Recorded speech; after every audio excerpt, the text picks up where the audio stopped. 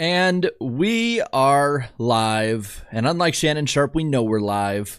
How's it going, everybody? Welcome back to NWP. I'm going to be amazed if like half the chat knows about that and half doesn't. Spam those US flags. Awesome to see that in there. And guys, let's just jump into it because those super speedway weekends are hectic. Atlanta is hectic. And, Danny, lead us off. Like, what did you think this past weekend in Atlanta? Oh boy, yeah, Atlanta. Let's get into it, guys. We had a great race from Atlanta. Skip. Joe Log gets the win, and now I think I'm like halfway to prediction right with that. So, Skip. Is there Diet Mountain Dew in there? Diet Code Red? What was that? Skip. I was hacked. Skip. Skip. All right, but in all seriousness, Danny, what do you think of this past weekend with the Cup race at Atlanta? So keep in mind, I was at Disneyland on Sunday, so I was trying to keep up with it the best I could. We still had a chance to watch the at least the latter part of the race there while we were kind of eating and stuff. But overall, what I've seen, it seemed like we kind of got what we're used to at Atlanta at this point. In the end, it was. We definitely saw some people up there we weren't used to seeing stay up in there. We saw Austin Cindric up in the front a lot. I know Alex Bowman was in the front for majority of the race, and honestly, I was low key rooting for Bowman just to spite some of those rumors that were happening last week, which have since been debunked by Mr. H himself. Yeah, I think that was pretty clear from the beginning, but yeah, it was good to get that debunked as well. Joey Logano getting the win, I think, proves me wrong right off the bat because I thought that Penske wasn't prepared for good long runs in the playoffs this year, and it might not be still. I don't really know, but they've at least got the first win out of the way, and they can continue to try to progress from there. Yeah, I wouldn't sell yourself short just yet, Danny. Like, yes, Team Penske dominated Atlanta, but that's what they do. Like, they are clearly really good at super speedways. Let's see if they can back it up at Watkins Glen this weekend. My guess is they won't. I think they'll be lucky to get like a car in the top 10. Bristol, same story, I would say. So, yes, that was the story at Atlanta, was Team Penske all the way. Total team control. They swept the stages with different drivers. I think it was Blaney and Cindric winning the stages and then Logano winning the race. That's crazy. They all led multiple laps. Cindric led the most laps. I think he led over 90. I mean, that was the story. Team Penske has shown up in the playoffs the last 2 years. They've got a knack for this. And this year with two speedways in the first two rounds, it sort of suits them even better than previous seasons. So I don't think anyone's shocked that Blaney and Logano and even Cindric were in the mix all day. I think the bigger storylines behind them are folks like you mentioned, Danny, like Alex Bowman, finishing third in both stages, scoring a top 5.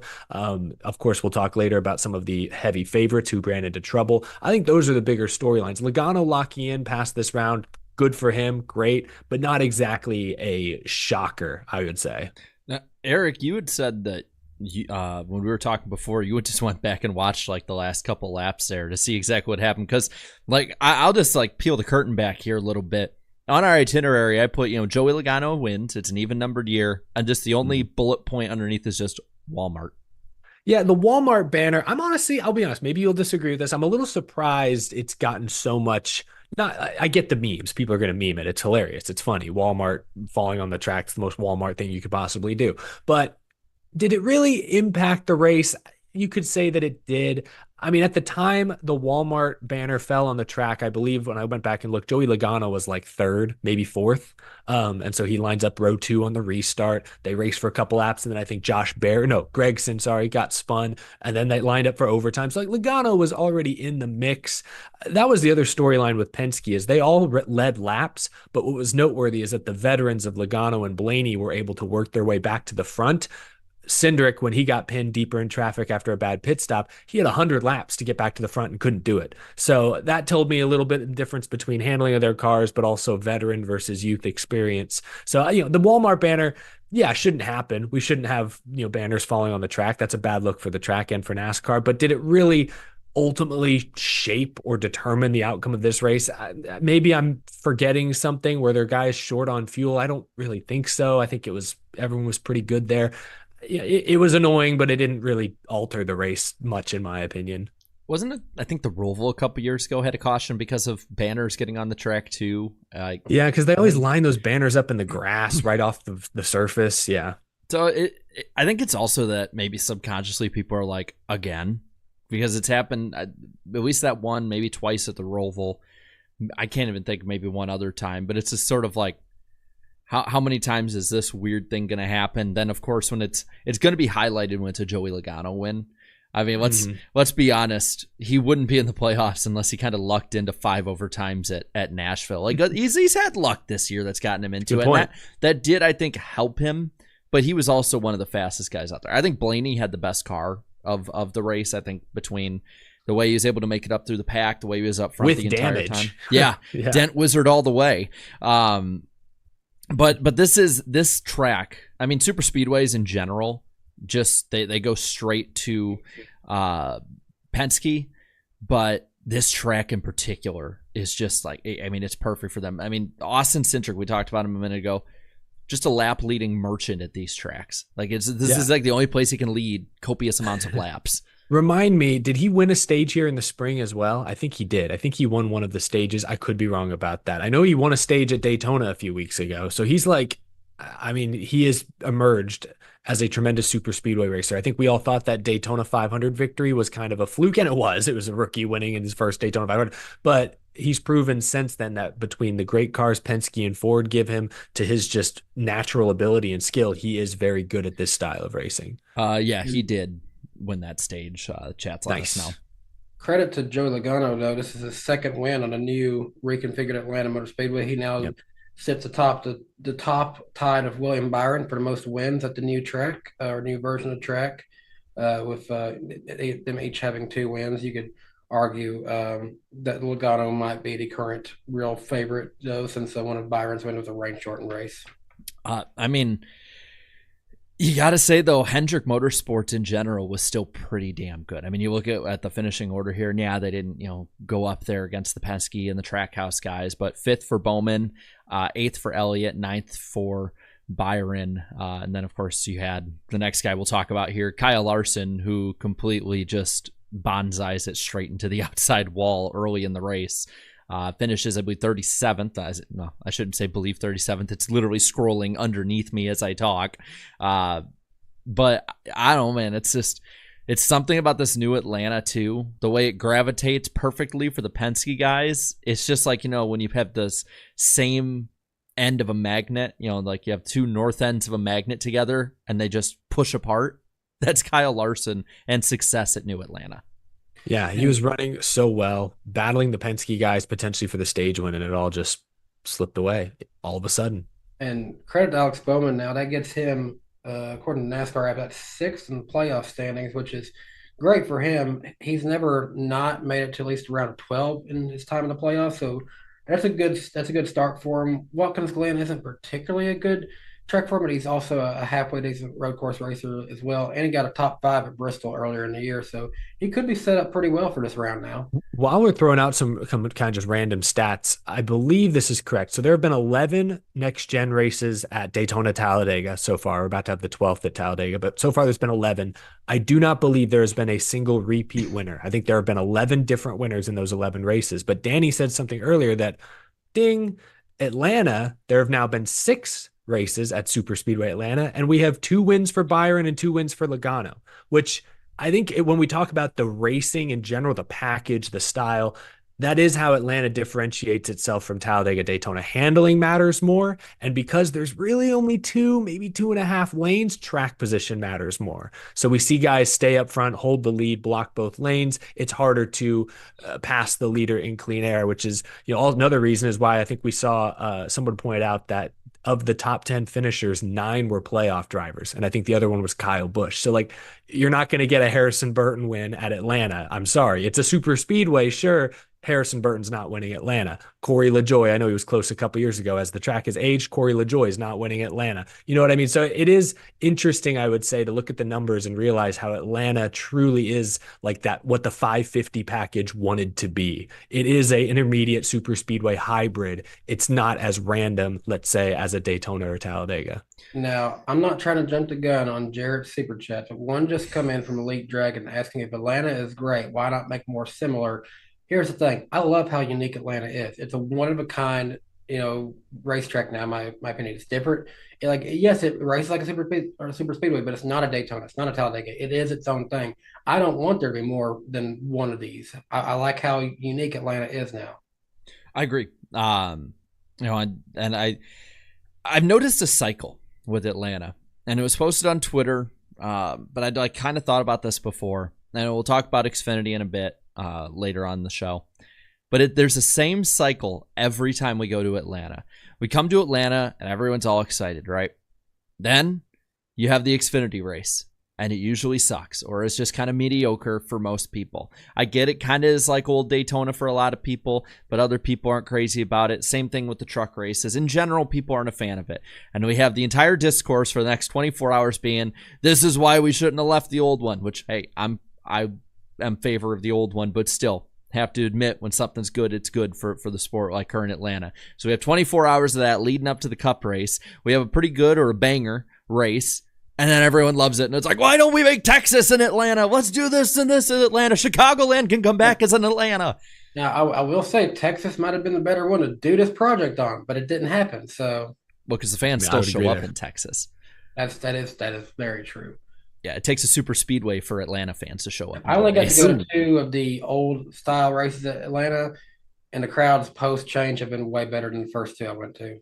Yeah, like this is probably the weakest one so far, and I've seen some estimates somewhere around like 50,000 still for him because it can hold. It looked great on TV. Like I will say, you couldn't see it, especially at the start and at the finish. I didn't see many holes or any gaps in the front stretch, so it still looked good on TV. That's what matters. And to be fair, like I looked at the ticket sales going into the weekend, and I was like, "Ooh, this is kind of looking rough going in," but must have been those day of sales or something. But I'll say this, something else we'll talk about the racing more in a broader stroke on it is, we had a crash at the end, but we really didn't have that big one that a lot of people expect at these super speedways. Because when I think big one, I think double-digit cars. I think a bunch of people knocked out of the race kind of thing. We really didn't have that. We had like a bigger crash. We had some crashes. Like we had like Briscoe and Kyle Larson hard hits. But we didn't have that big wreck. The most damage we've seen in this car in that one. Which I'm happy for. Yeah, we saw big hits. Larson Briscoe was a big hit. Even like Gregson hitting the inside wall. I think John Hunter Nemechek hit the inside wall pretty hard as well. Like those who did spin out hit hard, but it wasn't, a 10-car pileup to your point.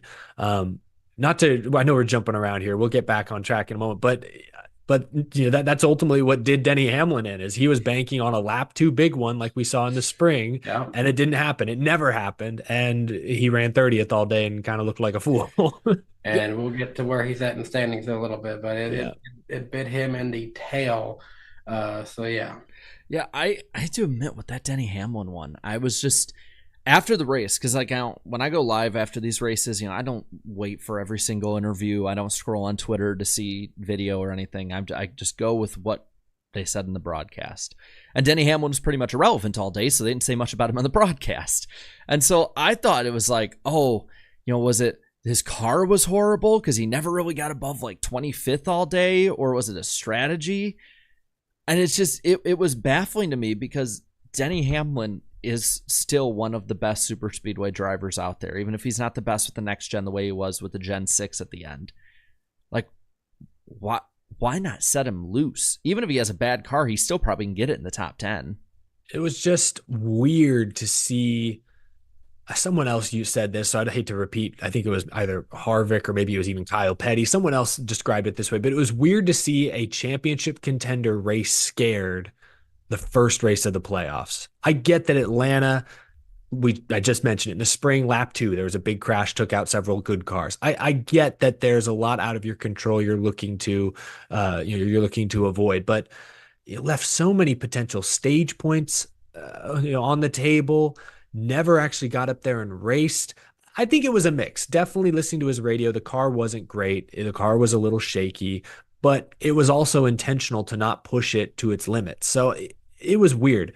I think across the board, it was one of the worst races, top to bottom, I've ever seen the number 11 team, or really any championship contending team, run. I think from the plug wire or the mechanical issue in qualifying, starting at the rear, not getting the car much better throughout the race, never competing, still getting caught up in a wreck when it's all said and done. With so much on the line, I was shocked. And Hamlin's comments afterwards about like, oh, well, we did the math and we needed 20 points today. All we needed was 20 points. I'm like, run up front in the stages and you're halfway there. Like, I just don't like racing scared the opening round of the playoffs. Like, I get you lost all those playoff points a few weeks ago for that penalty, but it's not like Denny Hamlin was +1 coming in. He was still plus like 18 or 15. Like, go race, man. It just, that was perplexing. I agree. It's like he's won super speedway races in the playoffs before. This should be fine for him. He should know what he's doing. Don't get so far in your head. Yes, I know you're well aware of your own record, just as we are, and when it comes to these playoffs. But like you said, don't race scared. It said 20 points, right? That's what he wanted to get into the weekend. And I think he ended up with like 12 13. or something. 13. Oh, okay. And it kind of annoyed me this week listening to other podcasts and seeing what people would post and stuff like that, because every one of them is like, I don't think we should question what Denny was doing, because if there was a crash, it would have worked out. And yeah, I hear over and over again, like, yeah, what if, that's all it is though.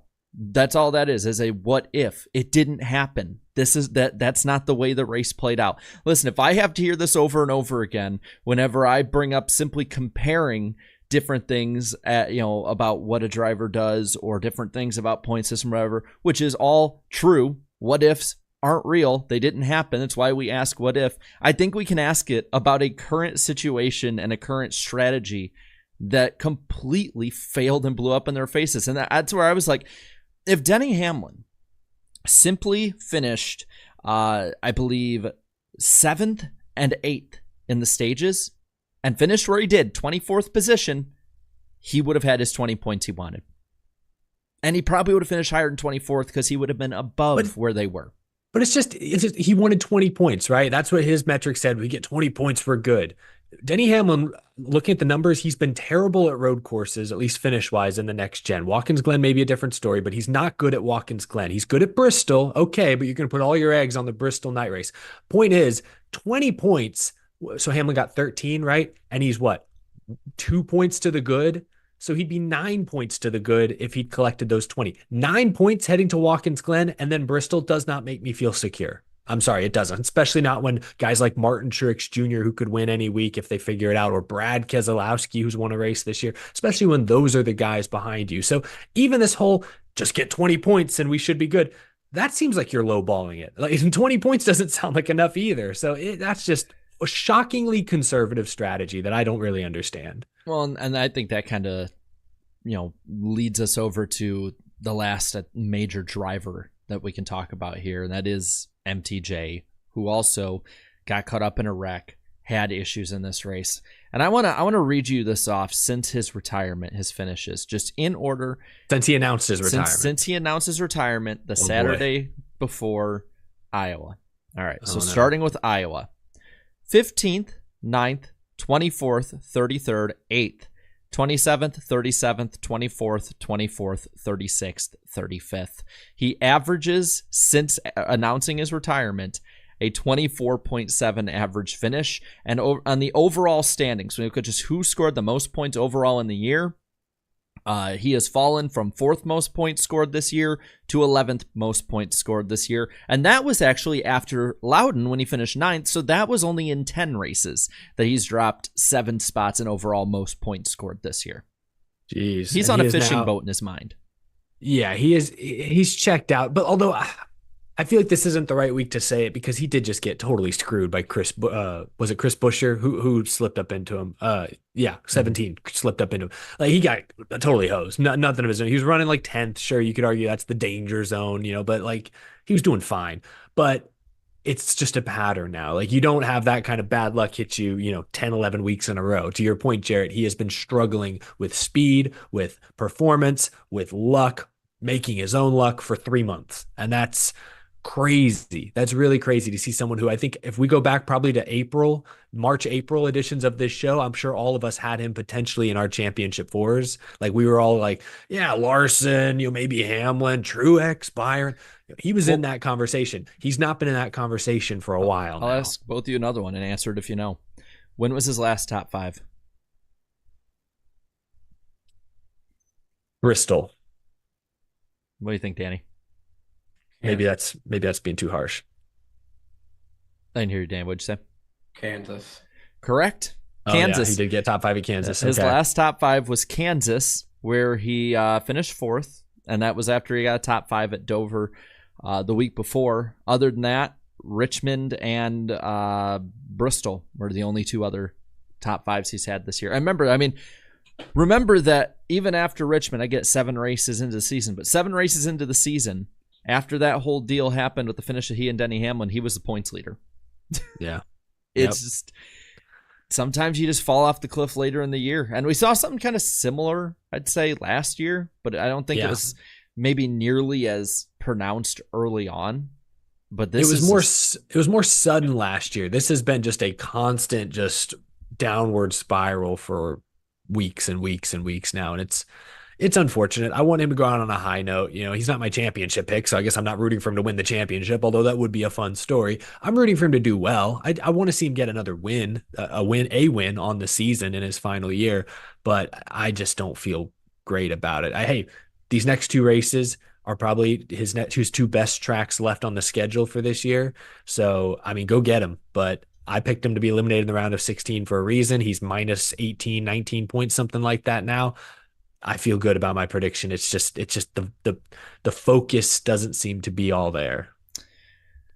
And I think that can kind of lead us into talking about the playoff grid, if I can find where the heck I put. Do you have a graphic for it, Jarrett? Yes, we do. I gotta remove a few things here. Wow. But yeah, we do. Wow. Owen Wilson style. Wow. This is what we got. So Joey Logano's in. His troubles are gone for a little bit. But I think you kind of look at this and you can kind of almost break it into tiers of drivers, with a couple exceptions here and there. You got Blaney plus 45, Bell plus 40, Reddick and Byron 33 up, Bowman and Cindric 27 up. Then you got those are the 2 big ones. Sorry not to interrupt, but Bowman and Cindric, they were like at the cut line to be plus 27. That's huge because anything can happen at the Glen. Anything can happen at Bristol. Cindric's been a good road course racer back in his Xfinity days. I feel a lot better about Bowman than I do Cindric, but I feel good about Cindric. I had him out in the round of 16. I figured he'd be good at Atlanta. Not that good. Plus 27, I think, is a big cushion. I don't think he'll lose it. And Elliott's just behind him at 24 up. Suarez, that's another one I think we can add to that group with Bowman and Cindric plus 22. Yeah. That hit with Larson hit horribly and more than just one way on the track, only plus 15 after leading coming in 10th. Gosh. And listen, I know he's great at the next 2 tracks. He's pretty good at both of them, but I just plus 15, weird stuff happens, especially at road courses and at Bristol. I don't feel necessarily safe. I think of the guys lower he is. Hamlin plus 2, Ty Gibbs plus 1 over Brad K, then Harrison Burton minus 16, Truex minus 19, and Briscoe minus 21. So I think 3 of those guys in the bottom were 3 that I think all of us had, at least all 3, if not 2 of them at least. I had half of these guys. I had 2 of them. So yeah, I had Harrison and Truex and Briscoe, so I feel pretty good. Yeah, these are guys that I think we expected to be in this cut line battle on it, but I'll say this. I don't, we talk about like, Blaney plus 45, Bell plus 40, they should be safe. And yeah, with the speed they've had, they're probably going to advance. But after Martin Truex Jr. nearly blew a 58-point lead in the final race of the regular season, right, I'm not ready to say anyone is safe just yet. Not with, we'll talk about the tires at Watkins Glen, that variable. I'm not ready to rule anything out just yet. But yes, there are some guys who feel better than others. Yeah, going back to the Cindric notes, I was just curious how does he look at Watkins Glen and Bristol? His two races at Watkins Glen, he's finished 13th and 16th. So if he does that, something sort of around there, he's probably still going to be in. But Bristol is where it gets concerning. His first race, and this taking out the dirt race, obviously. His first time there in 22, he finished 20th. Last year in the night race, he finished 32nd. In the spring race earlier this year, he finished 31st. Yeah, so that's why I had Cindric out this round, but that plus 27 cushion, if he can just run top 10, like 8 at Watkins Glen, maybe earn a few stage points, I think he survives Bristol. But, he did a lot of heavy lifting at Atlanta, but the job's not done. He still needs a strong run at Watkins Glen because, like you said, I don't trust him at Bristol. I feel like if you're going to make it to the next round, if you're any of those guys like plus 24, 22 up, like Suarez up, I think that 15th to 18th placing your way over the next two races will do it for you because people will have problems. Sure. You might be able to score stage points with those two. I mean, I think what's going to be really interesting, and we'll talk about it in the second half of the show, is with the way that the possibility of this tire wear. Though it is really funny. Initially, we heard the report it'll be like 5 seconds to fall off. Then it was last week, it was 4. Now Goodyear's saying 2 to 3. It's really funny how that's working. But if there is fall off, like we hope there is, I'm going to be really interested to see the different strategy plays on this of like who's just going to go for broke, try and get the top 2, 3, 4 spots in a stage, and who's going to go for the win and maybe get the lower few spots in that stage. Like I think it's going to make it a little more interesting than at least the last 2 years Watkins Glen races. If there's real tire fall off, I think what would make it interesting is if there is no flipping the stages. Like even flipping the stage and running those 2 extra laps on tires, you're now afraid of getting swallowed up on the restart. Like that could eliminate, if there's true fall off, that could eliminate the whole flipping the stages thing, which means just be fast, just be good, and you could dominate the stages and get a great finish. So yeah, it will be interesting to see if there's a ton of strategy or not much strategy at Watkins Glen, or if it's like an old school Watkins Glen race where everyone's sort of not worried about the stages, just trying to manage their own pace. So I want to say this too, because I don't put Bowman in the same category as Cindric and Suarez. I think he's a little more trustworthy at these next 2 tracks. So I'll put it on you guys. Which one of them makes it, Cindric or Suarez? Because Cindric has the points up, Suarez has more speed than the two. I guess I had them both out. So I had Cindric out at the beginning of this round. I might still say Cindric just because I really don't trust him at Bristol, and he has not done much at road courses, whereas Daniel Suarez has been pretty good at road courses. He's competitive. He's got a win in the last 2 years. So I think I would lean. It's only 5 points separating them. That's something, but it's not a ton. I think I would say Suarez has a better shot of making it than Cindric. That's how I feel. And I hate to say it because Cindric was so good at Atlanta. I hate to talk him down after one of his best career races. Yeah, if I had to pick either of those two, I would feel safer with Suarez, but I still feel like both of them could miss because Keselowski, I feel like, could be fine these next 2 races. And Truex, I feel like, could also get himself out of this hole. But Peter brings up a good point too. Cindric is decent at Bristol. Like he's not a slouch at Bristol compared to say Suarez. His cup numbers suck. Now, was he in that wrecking finish with Allmendinger in the Xfinity Series? Wasn't that him? That was him. Yeah. So I'm just saying, like, there's the ability. Like there's the ability. I see, because for me, the way I see it is like I personally think that they'll both probably miss. You think they're both gonna miss? I do. Both of them are going to miss. They're both plus 20. I think one, but I don't know about both. You can easily lose 20 points. But you could lose those 20 points and still make it is the point. But you got to think, this is what I'm thinking about too with Watkins Glen, big road course, right? Not many people fall off the lead lap. And these guys that are in the middle of the pack is a gravitational pull towards stupidity. Just stupid stuff happens. Yeah. And you could be running, for me, middle of the pack is like 13th to 24th. And you could go from 13th on the last lap to in a 38 car field with 35 of them on the lead lap, finishing 35th and losing 21 points in one corner. And, someone's that has had something similar to that happening, because it's been going around Twitter all week because it is Watkins Glen week. Jeff Gordon, 2012, was running like, I think 6th or 7th on the last lap and finished like 28th because he got taken out in the very last corner. So I don't feel safe about either of them, personally. I don't know. Like I said, I don't even feel fully safe about Ryan Blaney, second in points. I just saying, like, I don't know, 2 guys plus 20. I think to be confident both are going to miss. I think that's bold. That might happen, but I would qualify that as a bold prediction at this point. I mean, I just got to think of the drivers that are around that bubble and how they'll do these next 2 races. I think Truex still capable of being a top 10 driver next 2 tracks. I think Keselowski is capable of doing well here.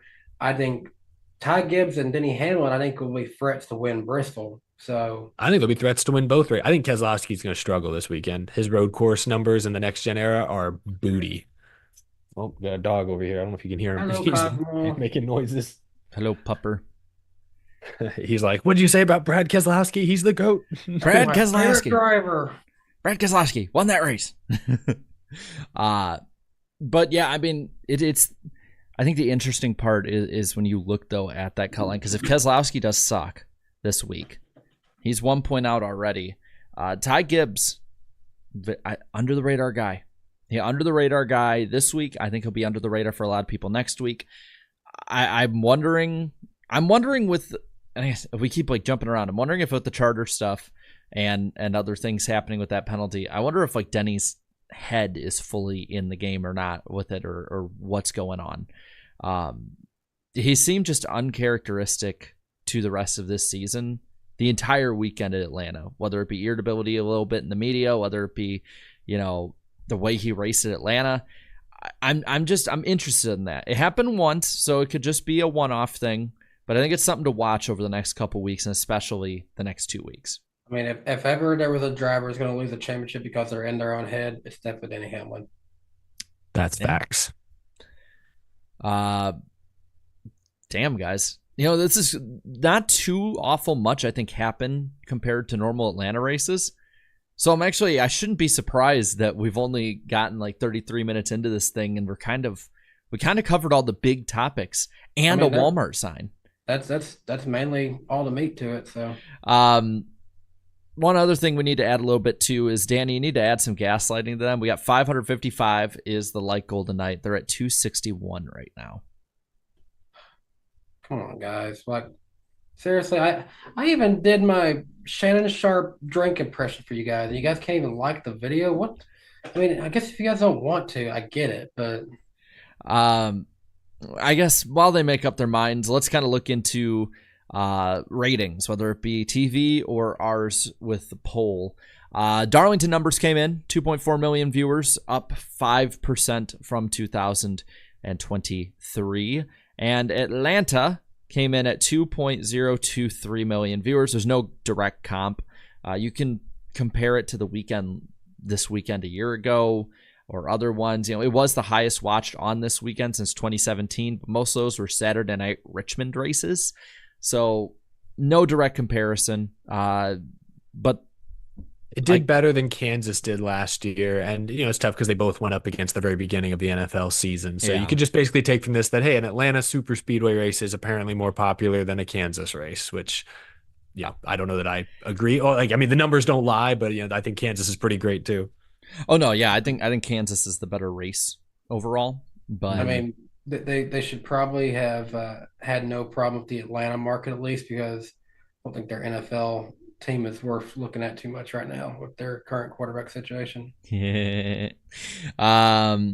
Not at all a salty Vikings fan, even though we won this week. But I think this next week at Watkins Glen, and I think especially Bristol, will be a real test to see like where it compares and stacks up with last year.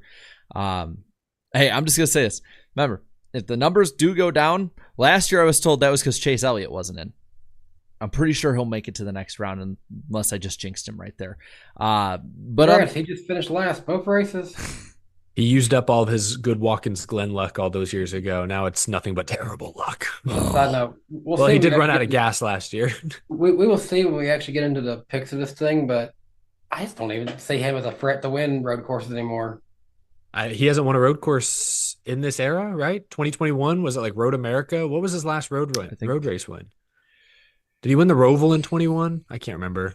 Yeah, see, I'm like on a year-to-year basis, so everyone would be like, "Oh, you stupid Larson troglodyte! How do you not remember what happened in the direct day 3, 4, 5 years ago?" Larson won the Roval in 21. He won everything in 21. I should have just guessed that. His last road course win was, hey, Road America. I was right. We were there. Yeah. Oh, okay. Yeah, he did win that one. Yep. That was a fun weekend. Remember that? That was a fun, wild-ass weekend. Oh wait, I was not there. I went when Reddick won his first race. I still think about those fried cheese curds. I think about freaking Slap like 5, 6, 7 Heinekens deep at 10 in the morning, going, "They're gonna go 4 wide through the fucking kink." I still need to figure out where I think it was Rusty Walrus, where he got that kink hat. Yeah, I was like, I like that. This is our appeal to the NASCAR brass to bring Road America back at least 1 year so I can get that damn kink hat. Oh no, the kink took Eric out. Well, while we wait for them to release him, let's go into the poll this week. Poll. Mine. 12,000. What are you doing? Voted. Yeah, Cosmo, what are you doing? Maybe Cosmo voted. He's eating my Texans hat. No. He's a Titans fan. Yes. How dare you? I don't even know what to say about that, Cosmo. Damn. Wait till next week to give the bad juju to the Texans. Anyway, 12,000 voted in this. 27% said it was great. 55% said it was just good. So 82% net positivity about this race. 13% said it was just average. 2% below average. 3% bad, which means 5% net negative on an Atlanta race. So guys, Irving Boy was the first comment. Positive, negative, meme, mix of all of them. Irving Boy? Irving Boy. Yeah, I don't recognize that name. Boy of Irving Alvarado? 1122. Oh, 1122? Man, that could go either way then. I'm going to say it's positive because 22. I'm going to say it's negative. Denny Hamlin is already in playoff choking form, says Irving Boy. Wait, didn't you say their username was 1122? Irving Boy 1122. Who else? What other famous athlete wears number 11? That must be, he's a longtime Kel Yarbrough fan. Don't you know that? Okay, yeah, that's what it is. You must be right.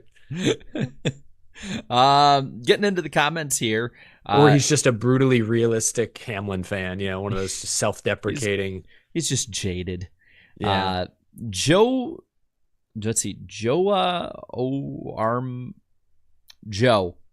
says, people rating Darlington better than this amazing race just shows that Darlington is the most overrated oval in NASCAR.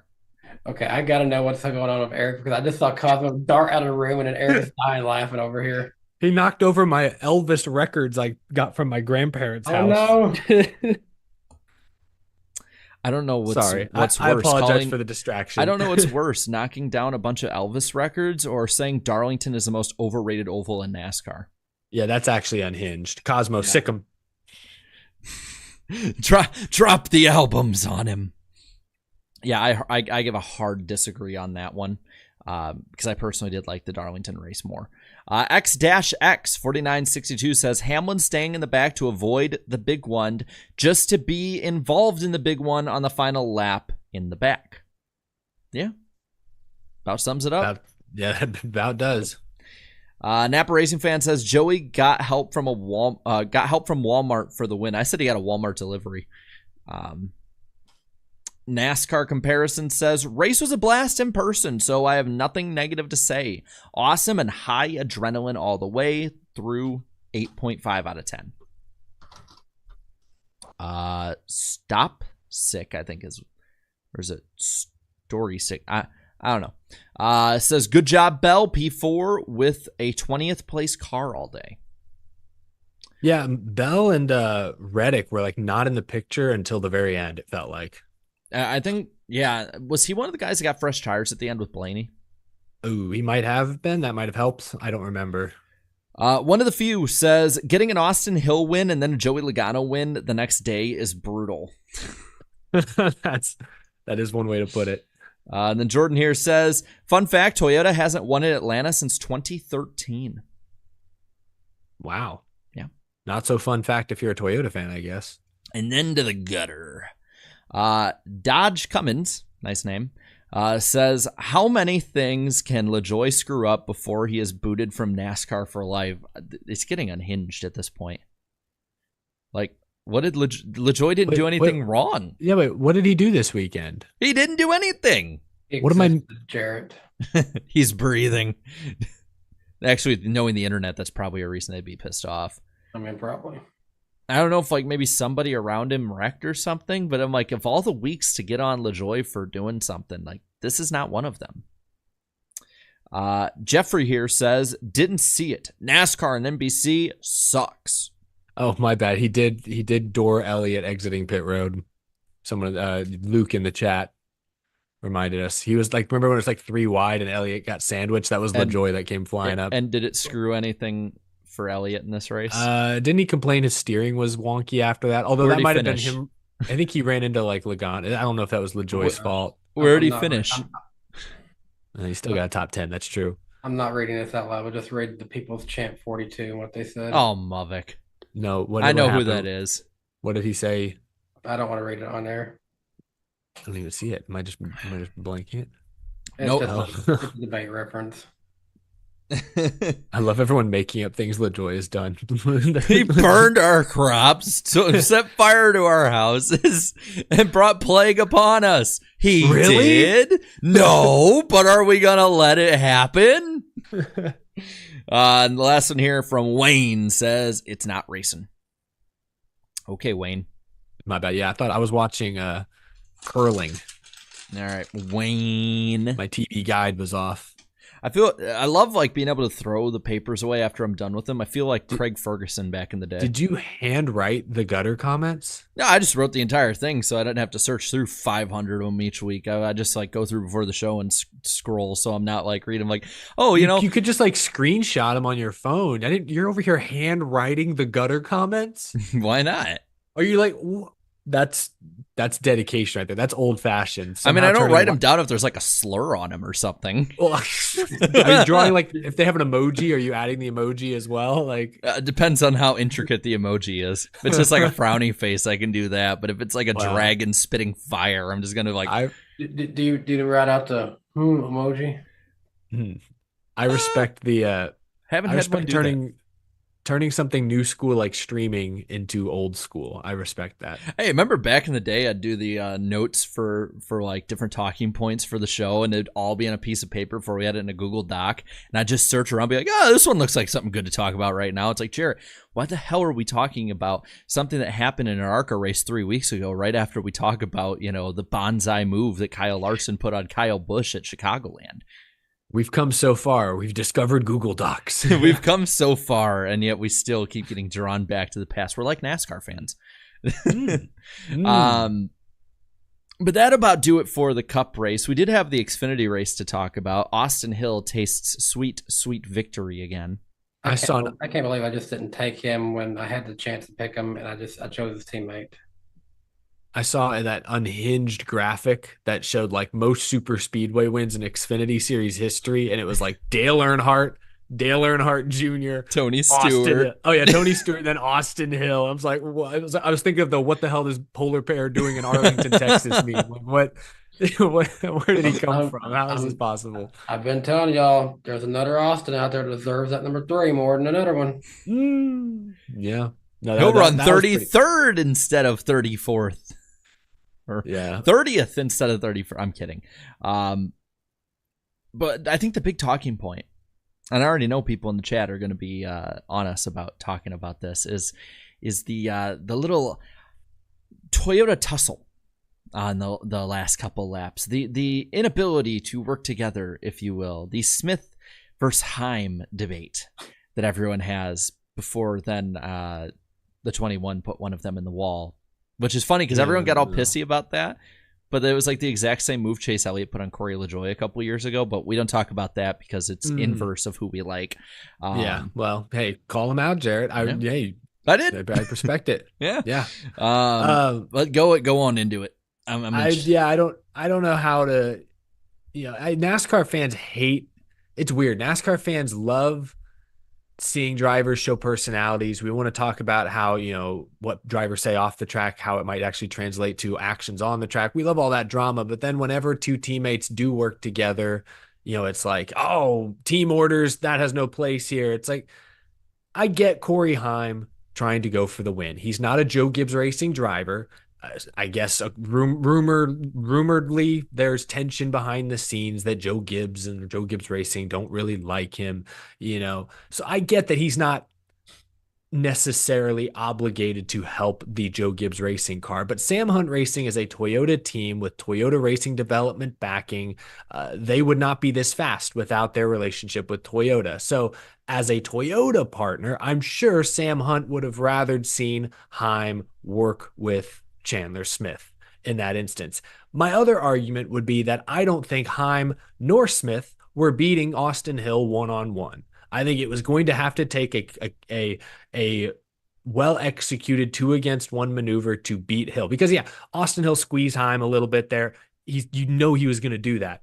The only way you counter that is by having such a strong run, because you've got drafting help, that he doesn't have time to squeeze, or he really has to wreck, or he's going to wreck himself at the same time, And I don't know. I was a little surprised that Heim not just didn't help Chandler Smith, he explicitly helped Austin Hill to then try and make a move himself. I looked at it the whole time, and it reminded me of I think it was the truck race. Maybe it was the Xfinity race. I can't remember. It was the truck race a couple years ago where nobody would try to pass Kyle Busch. Like the 3 or 4 guys behind him were so disorganized. And for 20 laps, we watched as they came nowhere close to even making a move on Kyle Busch, and Kyle Busch won the race. This felt the same way, except here you had 2 manufactured teammates. I was sitting there like, when they choose to strike, they're going to have a great shot at beating Austin Hill. It's the only way you're going to beat Austin Hill. And they didn't work together. So that was the part that was frustrating, was it just turned into that same Truck Series finish where Kyle Busch had the easiest job in the world, it felt like. And then I don't think any of this would have happened if it wasn't for the fact that every favorite up front, aside from like Austin Hill, basically got caught up in a wreck with 20 to go or something. It was like all of the cars that were better than the 21 all wrecked right next to and behind the 21. And at that point, it's like, as long as he just didn't get ganged up on, he was going to win. And so I think that's where I think a lot of people are kind of baffled with it. I saw that there were some really dumb arguments about it, being like, if you're upset about this, but you weren't wanting Parker Retzlaff to help Kyle Busch, it's like, I think those were slightly different scenarios. Yeah, I mean, Retzlaff, for one, didn't have the opportunity to line up with Kyle Busch. Retzlaff also is not driving for a key partner Chevy team. Like, no, this was 2 Toyota teammates, had 20 laps, or I don't know how many laps, had a bunch of laps to sit there in line and come up with a plan, coordinate with one another, and they never did. It's like they just willingly chose not to work together to hand the lead to the fastest car on the track. That's just, it's not the same. Yeah, I want to see, finishing this off, I want to see what the chat thinks. I will, because they're also talking about the Mayo Missile, splattered. I'll just put, should the Toyotas have worked together? Because at the same time, if you're Corey Heim, and if the rumors are true, and you're kind of, I won't say screwed, but you're kind of the odd man out with Toyota, with Joe Gibbs Racing at least. Why would you help him? Like, if anything, they're not your teammate. I mean, that's one way to look at it. And I think that is what makes this interesting to talk about now afterwards. I think in the moment, if they work together, you're like, hey, that's what gives you guys the best chance to win the race. We don't have to sit through another Austin Hill win. But the fact that they didn't work together now opens up that discussion. Like, Corey Heim isn't looking at Chandler Smith as a teammate or even a peer. He's looking at Chandler Smith as competition for a Toyota seat. They're roughly the same age, same pipeline, same aspirations of being a Cup Series champion, both very talented. They're competing with each other. So I get why Heim in that moment may not sit there and think, hey, I don't want to give Chandler Smith another win on his resume. Like, I'm not here to help him tick that box. I need to tick that box for myself. I get it. But the fact that they didn't work together tells me that's exactly what was going through their minds. And I do think that's really fascinating to see two young guys, at odds with each other. Meanwhile, Sheldon Creed's like, I don't want to be with my teammates this year.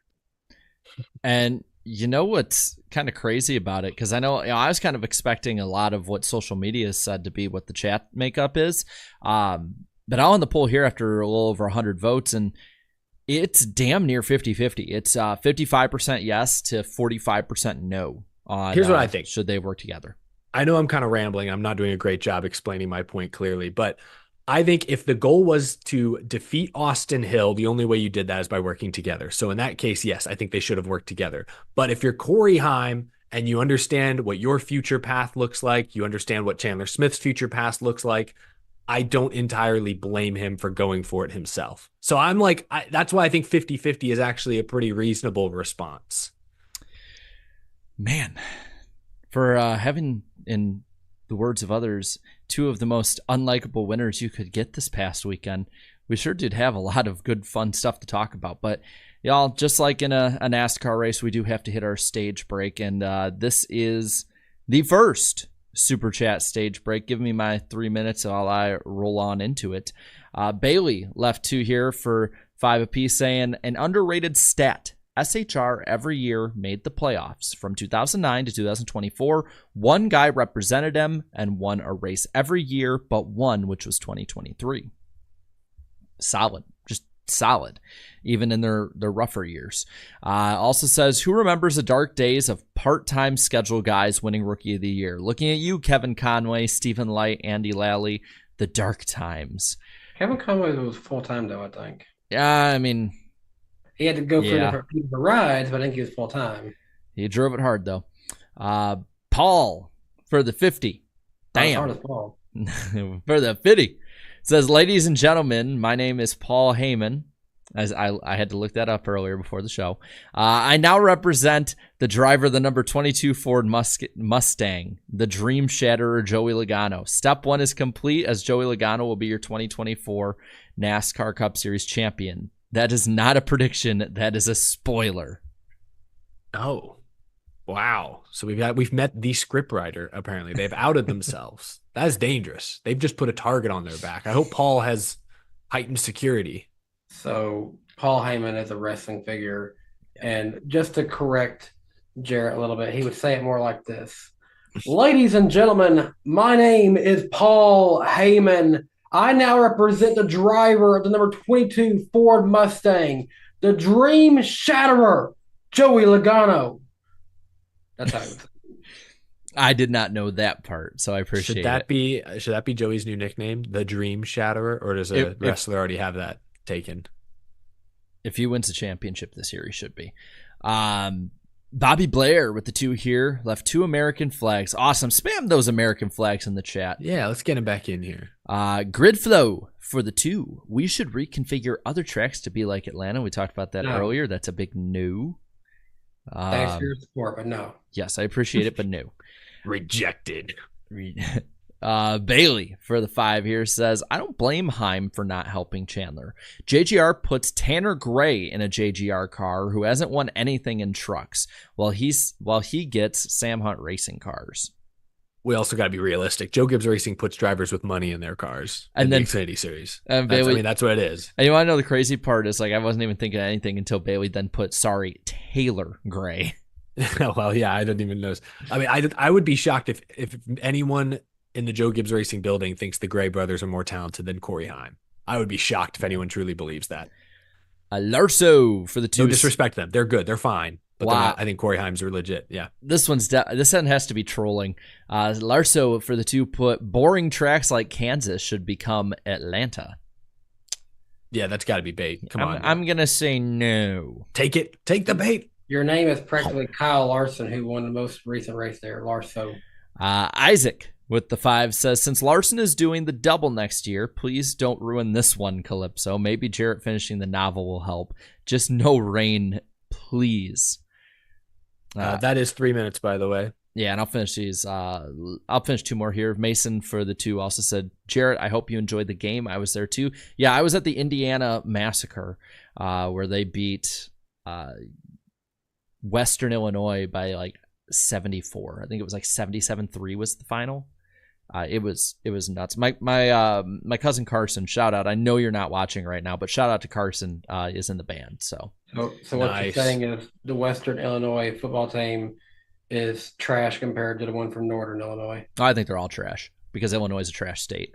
One of them's ranked now. Still trash.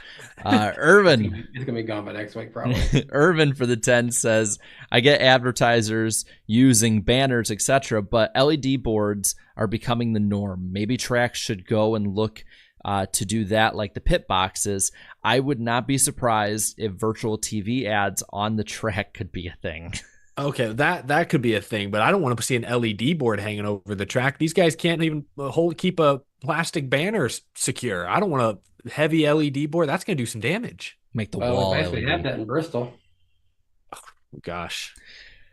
But yeah, that'll do it for the first Super Chat stage break. And now that also leads us into, something that Louisiana's getting a lot of right now. The lightning round. As Danny gets struck. He's getting thunderstruck. Let's go on in. Thunderstruck! I love how we all just broke into different harmonies right there. That was insane. Thunderstruck! Oh my God. I think we did that at the 2019 Bristol night race. Like they started playing it, so we just started like stomping our feet to it the whole time. People were looking at us like, the hell is wrong with these idiots? Actually, it's kind of fun. I remember, Jarrett, we were up in the stands at Indy in 2021 when they played Fuel during the pace laps, and it was such a throwback. That was fun. That was hype. Yeah, that one.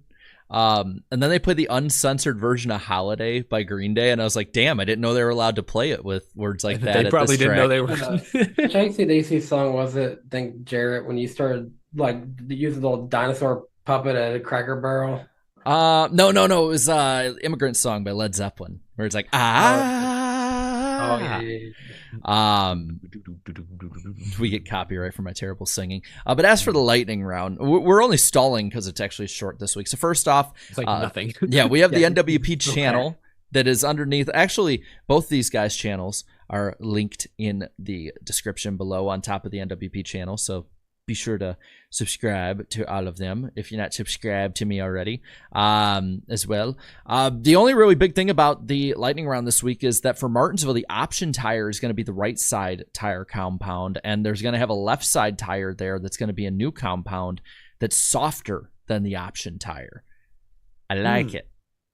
I'd much rather us have, tires that fall off a ton and drivers have to save their stuff than a rock hard tire that doesn't allow passing for position at any point in the last 45 laps, like what happened in the spring, because I kept track of that. I'm afraid of too many variables in such an important race like that, but it's also Martinsville in the next gen era. Throw the kitchen sink at it. Yeah, the track deserves it. Yes. And then next week, we'll be on Danny's channel, September 18th at 8 p.m. Eastern time, so that should be a lot of fun. So again, subscribe to him down there so you don't miss it. But yeah, that'll do it for the lightning round, and Danny's been thunderstruck. Actually, you did that at a perfect time. I love how like we'll do this for the live audience, and then there's gonna be people listening on like iTunes and Spotify who are like, "What is wrong with these idiots? Like, just talk about the damn race." What are they talking about? What are they? What? Danny, put the monkey down. What? Guys, you won't believe this. I didn't know they let people in the loony bin record NASCAR podcasts.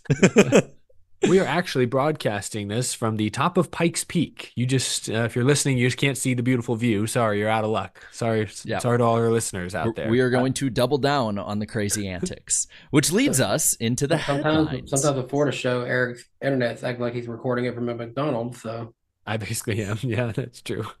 But yeah, going into the headlines here, first one we'll talk about is Kyle Larson doubling down on the double. So he will run the 2025 Indy 500. At least he'll be scheduled to run it. Going to try and run the double again. But there's an interesting fold this year. And I don't have it listed as a question, but I think we should ask a bit about it.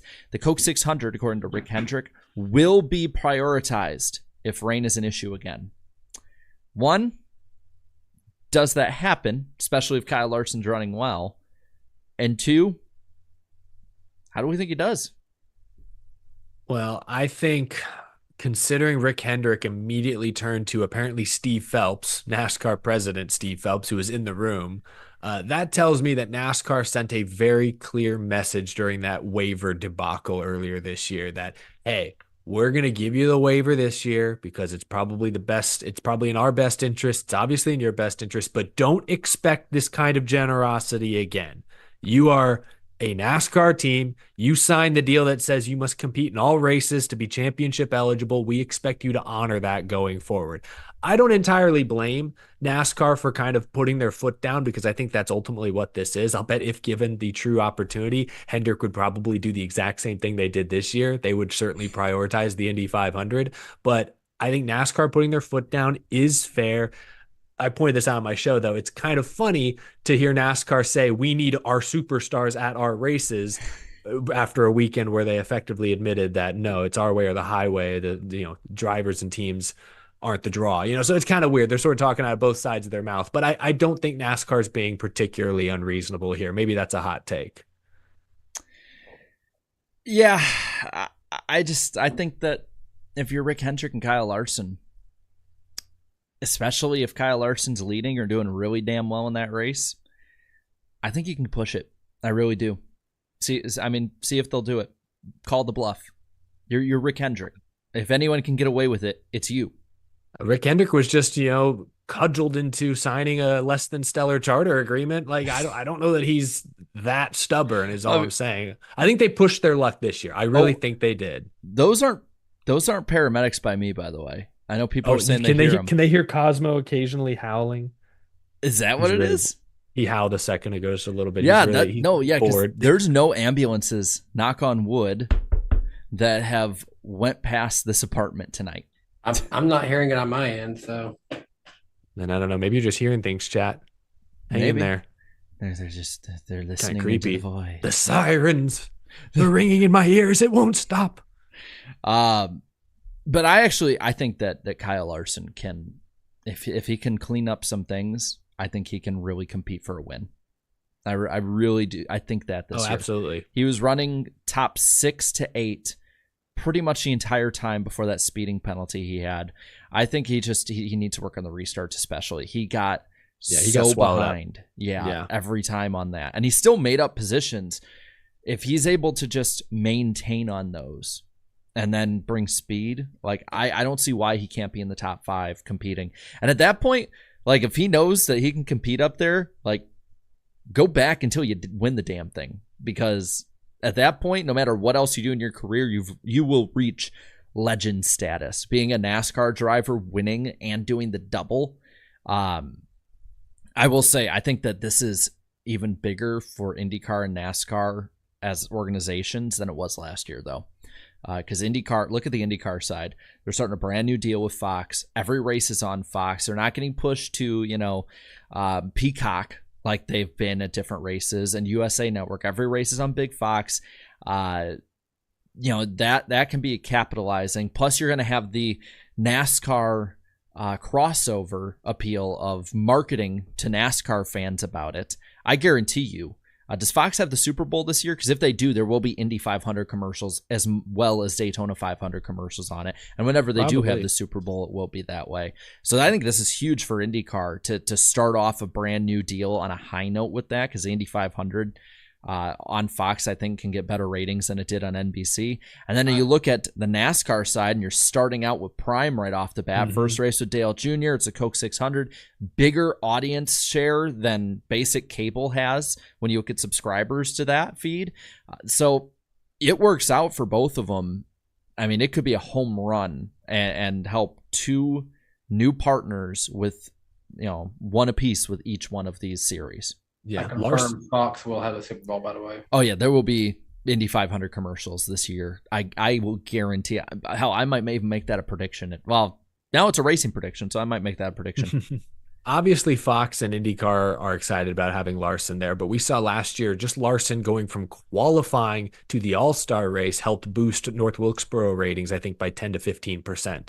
So Amazon, to your point, Jared, also has to be excited. Not only do they get to begin their NASCAR tenure with a bang, Coke 600, Crown Jewel, Memorial Day weekend, now they also get Larson watch. Is he going to make it to the track in time? Watch his helicopter land. Can he pull off something historic?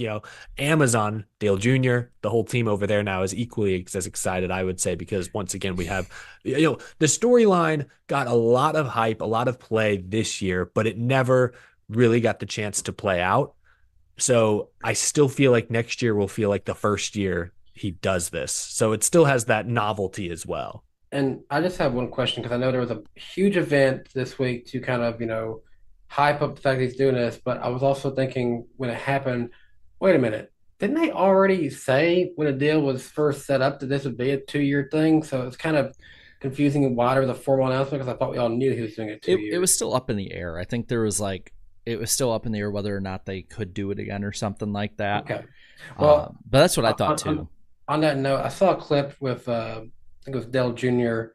was talking to a guy with McLaren, about, what they see their future is involving NASCAR. No real future for them, but they did say they want to keep a future relationship with Hendrick Motorsports. They want to keep that relationship open. So I had a thought, hey, if they prove that they can actually make this work, they can actually make this happen with Kyle Larson, who's to say we might, they might not be interested in trying another Hendrick driver, try a Chase Elliott in the Indy 500, or, you take the most popular driver in NASCAR, and he's going to attempt an Indy 500 if Larson works out. I don't necessarily think Byron and Bowman go do it, but heck, who's to say we wouldn't see teammates, Elliott in a Napa one and Larson in a HendrickCars.com one, I want to correct something in there because there's a little bit of confusion. Next year, the 600's on Prime, not Fox. It'll be the first time it's not on Fox since which will 2000, be weird. I think. It'll be weird for it to not be on it. Yeah, and that was a period where in the 2000s, didn't Fox and NBC take turns on Crown Jewel races every other just year? Daytona. Like that? Oh, just Daytona? Okay, yeah. Well. But, hey, it will be cool to see Dale Jr. calling Coke 600 now. Hometown race. Yeah. Don't talk about 2011. Yeah, they'll probably bring it up immediately. On a funnier note, do you think they'll do an Amazon drone sponsorship or whatever, on the Larson watch, where they'll have the radar of flight map of it and everything? He's right here, guys. He's inching down south. That's the beauty of it. They could is Amazon doesn't have a traditional TV channel taking up airwaves. They could just post a live stream onto Amazon Prime for people. Just they want. Find us Flight Radar 24 and just keep a live monitor on it. They could do. I would love it. Imagine being the guy with the camera who's just told, hey, follow Kyle Larson for the next 24 hours. We are not cutting from your feed. Just don't follow him into the bathroom, but everywhere else, keep your eye on Larson. That'd be a wild job. If Amazon wants to go above, what is he eating for dinner? We need to see it. If Amazon wants to go above and beyond, I think it'd be really, really badass if you just had a dude with a camera on the flight there and you can get an interview on the flight or something. If you really want to go above and beyond with it, it's not like this is 2001 where, or 2002, 3, where it's difficult because of signals and whatever. We can stream movies on a normal Planes flight. have Wi-Fi. Yeah, we can stream movies on a commercial flight. Yeah, and it does work sometimes. Who's to say a private jet with some of the most, the deepest pockets in American motorsports with Amazon, with the Bezos money, can't give us something really. I want to see I want Jeff Bezos to fly Larson to and from. I want to see an ascent. I want to see an ascent and descent interview with Larson. And I don't want just Joe cameraman. I want a professional cameraman, the best in the business, who can handle him going from airport to garage to car. I want the cameraman from the Jerry Springer show to be there ready to run with him. Yes. Hey, wasn't Marty Smith talking to these new places? Have Marty Smith be the guy, like joined at the hip with him, interview. Hey, so we just took off. How's the plane feeling? Oh, it's a little tight, it feels a little good. Turbulent air. Yeah, we got a little loose out of the airport, but once we got into Ohio airspace, everything started to get a little bit better. Just go interview the pilot. So you're carrying Kyle Larson. How do you feel right now? I'm flying a damn plane. Leave me alone. This is breaking all sorts of FAA violations. It's not breaking the violation unless they want to push it. But overall, I think I'm just as excited as I was this past year for this. I am too. That's the thing. I don't think the novelty is worn off. I think I'll be just as intrigued next year as I was this year. I swear to God, though, if there is weather that gets involved again, someone's getting punched, I will fly into the sky to punch a cloud myself. I don't care. I'll be furious. And then we'll get the cameraman from the Jerry Springer show to follow you there. I will go skydiving, and as I'm passing through clouds, I'll start swinging. This is for fucking everything up. By the way, we're 155 likes away. We have hit the 400 barrier, so keep it on up. Ooh, what's our record? What's our goal tonight? 555 for Larson. 555. Yeah. I mean, if you guys don't want to play, I get it. I really do. I enjoy playing the game, and I know some of you guys do too. But if you don't feel like doing it this week, I totally understand. I'm actually really wanting to do it this week because of the driver I got. Jarrett's like, no BS. I actually really want to do it. So like, let's hit the goal, please. Please. But before we can get to any of that, let's talk about the next kind of big headline here that we got. And it's that charters are signed mostly. Just sign the paper, Dennis. I was hoping this would be a celebratory occasion. Finally, after 2 years, the deal is done. Oh, thank goodness. But no, 2311 front row holding out. Jared, did you want to read 2311's statement on the air? I can't remember if we were ready to do that. I just remembered that I was supposed to get that, and that was the one thing I did forget. But that's okay. I mean, the gist of it is 2311, and I think to an extent front row felt it was wrong of NASCAR to send the teams a 105-page proposal at 6 p.m. with a deadline of midnight to sign. Basically gave them 6 hours to review a 100-page document.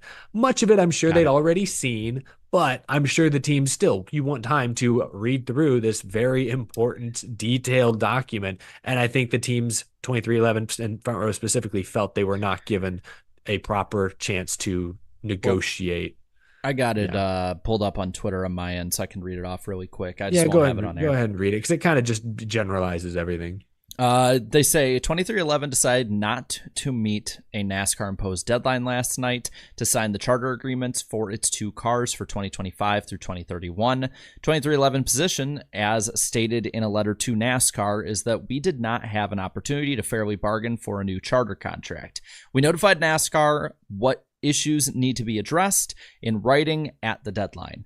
We are interested in engaging in constructive discussions with NASCAR to address these issues and move forward in a way that comes to a fair resolution while strengthening the sport we all love. At 2311, we remain committed to competing at the highest level while also standing firm in our belief that NASCAR should be governed by fair and equitable practices. A big word at the end there. Yeah, so obviously 2311's been the most outspoken. I think front row choosing to hold out is a little surprising, considering they were one of the first this summer to break rank and supposedly buy a third charter. But it's interesting. I think the big question is what happens next, and nobody knows for sure. With the teams, with 13 of the 15 teams signing the agreement, I feel 2311 and front row have almost no leverage left unless they take things to court. I think that's the only way this gets interesting, is if Michael Jordan and company truly decide it's worth it to go fight it out in the legal system. I am nowhere qualified enough to say if they have a reasonable case or not, but just dragging NASCAR to court and potentially making this a bigger deal, that could be enough to get NASCAR to say, okay, what do you want? What can we do? Think about it. If they are able to get it in court, NASCAR has to open their books, and NASCAR has been more and more private about that. I mean, just the big one you can look at is prize money They don't release how much prize money each driver gets anymore. They'll release the purse, but not the prize money. And then attendance They don't figures. release attendance. Yeah. I mean, ISC used to be public. It turned private, and then NASCAR bought it. And so, like, no, your point is right. The guys at The Athletic, actually, Jeff Gluck on the Teardown, I think really his theory was fair. Like he brought up that point and said kind of what I just said is like the only way the teams have any leverage maybe is by going to court and making this a real big stink. The thing is just, will Michael Jordan, Denny Hamlin, Curtis Polk, all of them, do they actually want to go through this? Because that will drag things out. That will drag on well into 2025, would likely mean that 23. Yeah, I was about to say, I've been able to hear him for a bit. I'm so sorry. Anyway, I don't know what I was saying, but yeah. Do you need to go check on the pupper? He's just, Amelia's not home, so he's stuck in here with me, and he's not doing great with it. I hate Dad. I want Mom. All right, I'm sorry. I'll mute my microphone. Dude, well, I'm almost thinking about this, and it would actually be pretty cool. Someone put, I think, maybe as a joke in the chat. What if maybe this week I reached out to like Legal Eagle and I saw if like there was like we could get him on to talk about it at any point. I don't know if he like charges or not. He is a lawyer.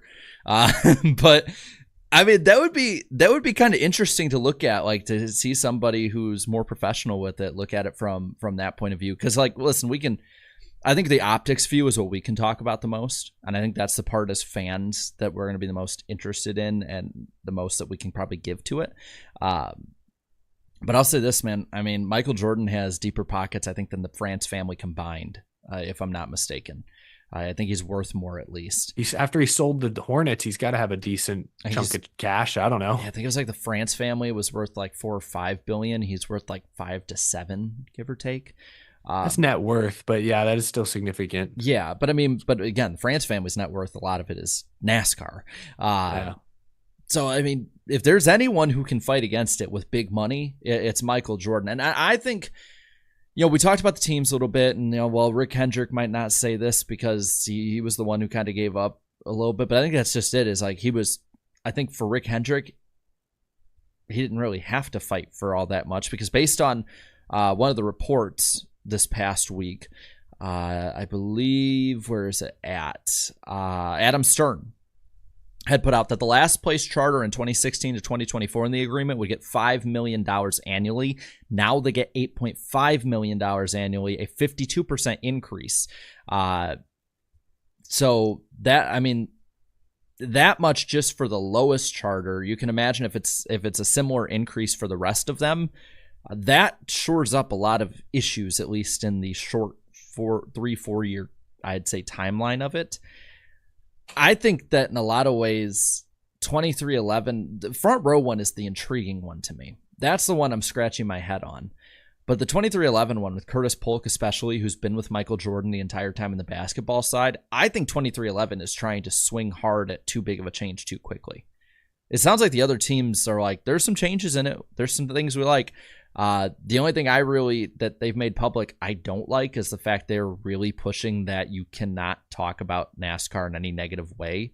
And I get, the people, there's certain limits you can have. And I get there's also going to be like bootlickers who are like, of course, because NASCAR never makes a mistake.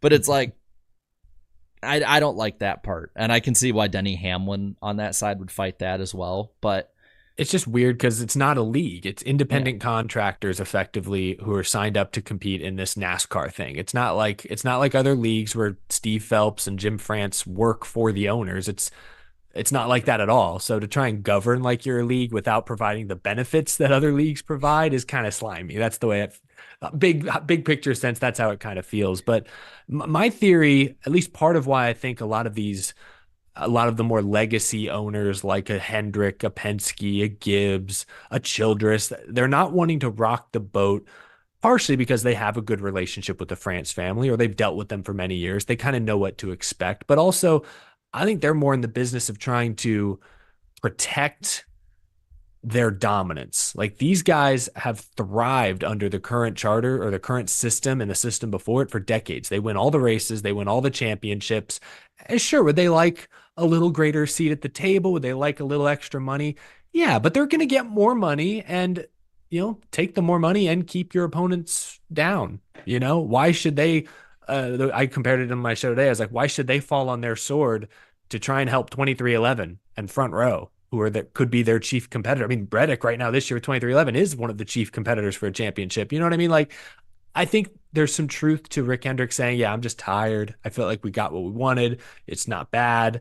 But I also think deep down, these guys were never going to put up the fight 2311 has been willing to put up, because they're okay with the system. They get it. They've been doing it for years. They've built their business already around it. They're just like, hey, we like winning trophies. That's why we're here. Roger Penske's not in NASCAR to make money. He's out here to win Daytona 500s and Cup championships. So as long as he's doing that, yeah, I'm not going to rock the boat. I'm good. I still also think the 2311 side is probably trying to chew off too much too quickly. Like, yeah, I would get it. See, I'd get it if like Trackhouse and even RFK, which, yeah, I get it's Roush, but it's basically a new team at this point. Like, I'd get it if they, wanted to keep fighting and stuff. And then it's like, okay, it's a whole new guard that like has a problem with it versus the old guard thing. I just think that until you get people that are on the same level or have worked in the same kind of arenas with the 2311 side, I don't think you're going to see that meaningful change you want to see out of it. What I'm more interested in at this point is, one, does it get taken to court? I think there's actually a good chance it does, just simply because Michael Jordan versus NASCAR. You're gonna get all the ill will taken away from you as NASCAR from the normies if you do that, because they're gonna go, wow, NASCAR screwing Michael Jordan, and not look into the story. That's the optics side of it. But what I'm really interested in is if this lasts through the playoffs and a Bubba Wallace wins at Kansas, say, which is not that far off, or a Tyler Reddick wins this weekend at Watkins Glen, which is really not that far off, or wins the championship. I want you to think like this. Like, if they're that pissed off by it, Tyler Reddick wins the championship and refuses an interview. That's their protest. We will not do a championship interview. We'll take the trophy and go home. Or we'll win a race and we'll drive straight to our hauler. Like, that's going to get everyone's notice. At the track, it'll get everyone's notice. Everyone in the stands will be like, what the hell? What are they doing? At home, why haven't we talked to the winner? You can't hide that. Like, you can't at that point. Like, that would, I think, be the next logical step for them, because they've done nothing to this point, one, to lay out anything they really want specifically other than more money, which, duh, everyone wants more money. They've laid out a few key pillars of things they want. I think the only thing they've gotten is the more money. But what's the specifics though? Like, actual specifics. Like, oh, we want to see at the table. Like, okay, there was something about their intellectual property that, the NASCAR with their production facility wants to, incentivize drivers to do more content. Teams are used to handling that themselves. I think, but other teams are also upset with that, not just 2311. I'm saying 2311 has not really, they have not exercised the public pressure. Remember in January, Adam Stern reported that teams may act out this year to show their displeasure with the charter negotiations. That's never happened. Exactly. In fact, the only people who've acted, it's to your point. The only people who've acted out were NASCAR when they didn't send a representative to give Tyler Reddick his regular season championship trophy. If anything, NASCAR are the ones silently protesting. The teams haven't done squat. And don't say putting a piece of paper on your back like you got pranked in 5th grade. That's a logical one. No, you looked like an idiot. I looked at that and went, damn, like, I did that stuff when I was 10, and it was April Fool's Day. Like, they've done nothing meaningful to get fans' attention. And when you at the driver's side, the optics for drivers and owners, especially in the teams, the optics I think is the biggest weapon they could have used against NASCAR, because they did have I think they had more of an advantage earlier in the season, and the teams didn't work together. NASCAR, pretty expert at busting up, whether it be groups, unions, whatever it is. They've done it since the beginning. That they none of them, I think, outside of Michael Jordan and his people, know how to actually go against, the man, if you will. Yeah. And they wasted it. It's going to take a court case, and it's just, do they really want to bite that bullet and go down that path? Because I don't know what that means, but that could mean 2025 is a wash for 2311. Either they're racing uncharted, making very little money. Oh, geez, this dog. Or, or they don't race at all. I don't know. Like, you're suing NASCAR and racing in their league. How's that going to go? How are the Frances going to deal with that? And how's it going to be after? Because I'm sorry, a lot of people, when I had said that, this past week's race at Atlanta was everything they could have wanted, upset winner basically with Logano, favorites falling back into the pressure cooker, Denny Hamlin and 2311 car crashing. Like, yes, they are that petty. They would be okay being just a little stiffer on you for the next 7 years until the next agreement rolls Just around. saying, they found a pretty hefty penalty with Hendrick Motorsports last year. I mean, that was that. Let's be honest, what that was. I'm not saying Hendrick didn't bend the rules, but NASCAR was looking for anything. So, yeah. So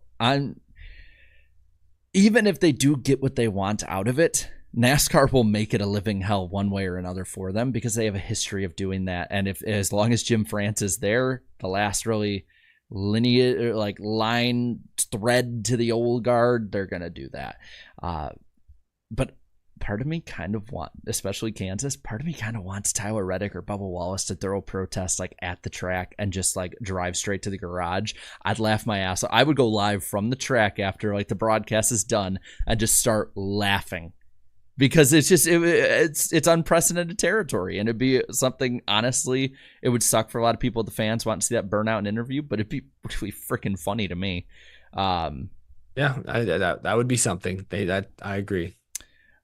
But do they have the stones to actually do a real protest like that is, I think, the big question with it. But I think we've kind of squeezed this sponge dry when it comes to this. There's one more story before we get to our prediction segment, and it's a short one.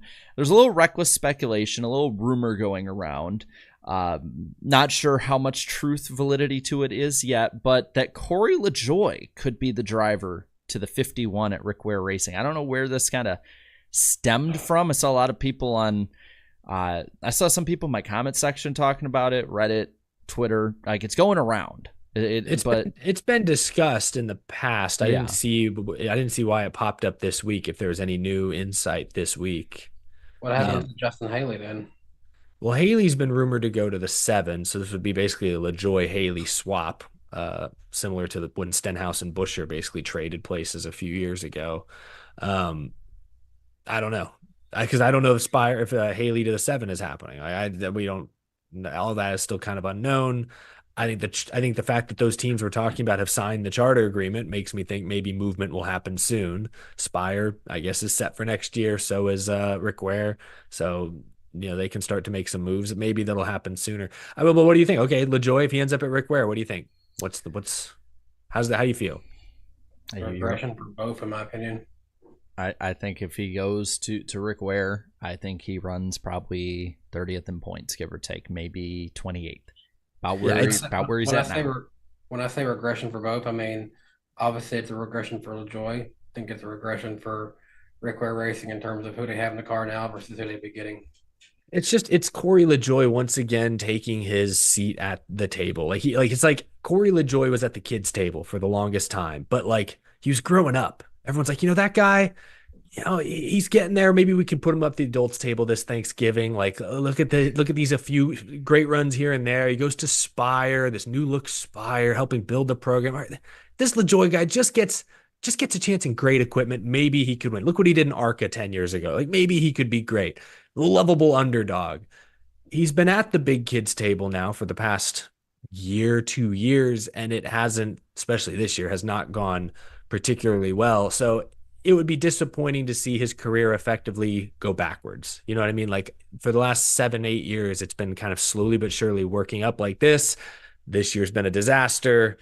Back to Rick Ware would be a regression, like Danny said. So I'm not saying he doesn't deserve it. I think Rick Ware probably is a valid landing place for someone like Corey LaJoie, but it would be a bummer because I like Corey. I wanted to see him work out. It just, again, speaks to how disappointing this season has been. My best comparison for Corey LaJoie, and not historically, but more currently, he's like Colorado football. There's a ton of noise around him, but then the results are just awful.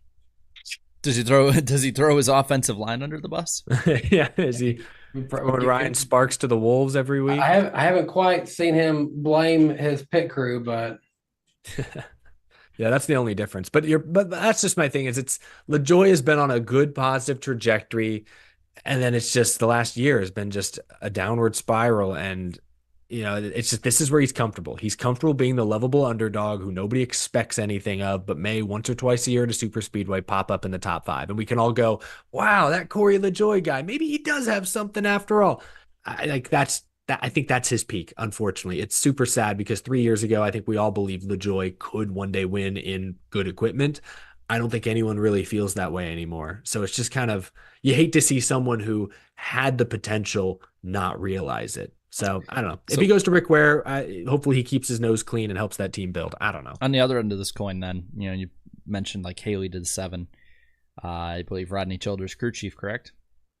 More than likely, I guess. Yeah. Well, what do we think about that one? Because I think you could actually see some improvement to maybe at least Carson Hocevar level. I think he would be right there, wheel to wheel with Hocevar. I think Hocevar may still have more just raw speed, but Haley now, few years in Cup, might have more experience, more racecraft. I think it'd be interesting. I think Childers is probably a better crew chief than who's on the 77. Is it Lambert? I think Childers would be really good. So I think Haley to the 7 would be an upgrade over the 51. But I mean, we'll see. I don't know. I wouldn't pick them to make the playoffs, but that team could be, kind of like Todd Gillen this year has been around 20th in points, which I think we all were like, hey, top 20, that's pretty damn good. He's not really a playoff contender, but he's turned some heads. That could be Justin Haley next year in the 7.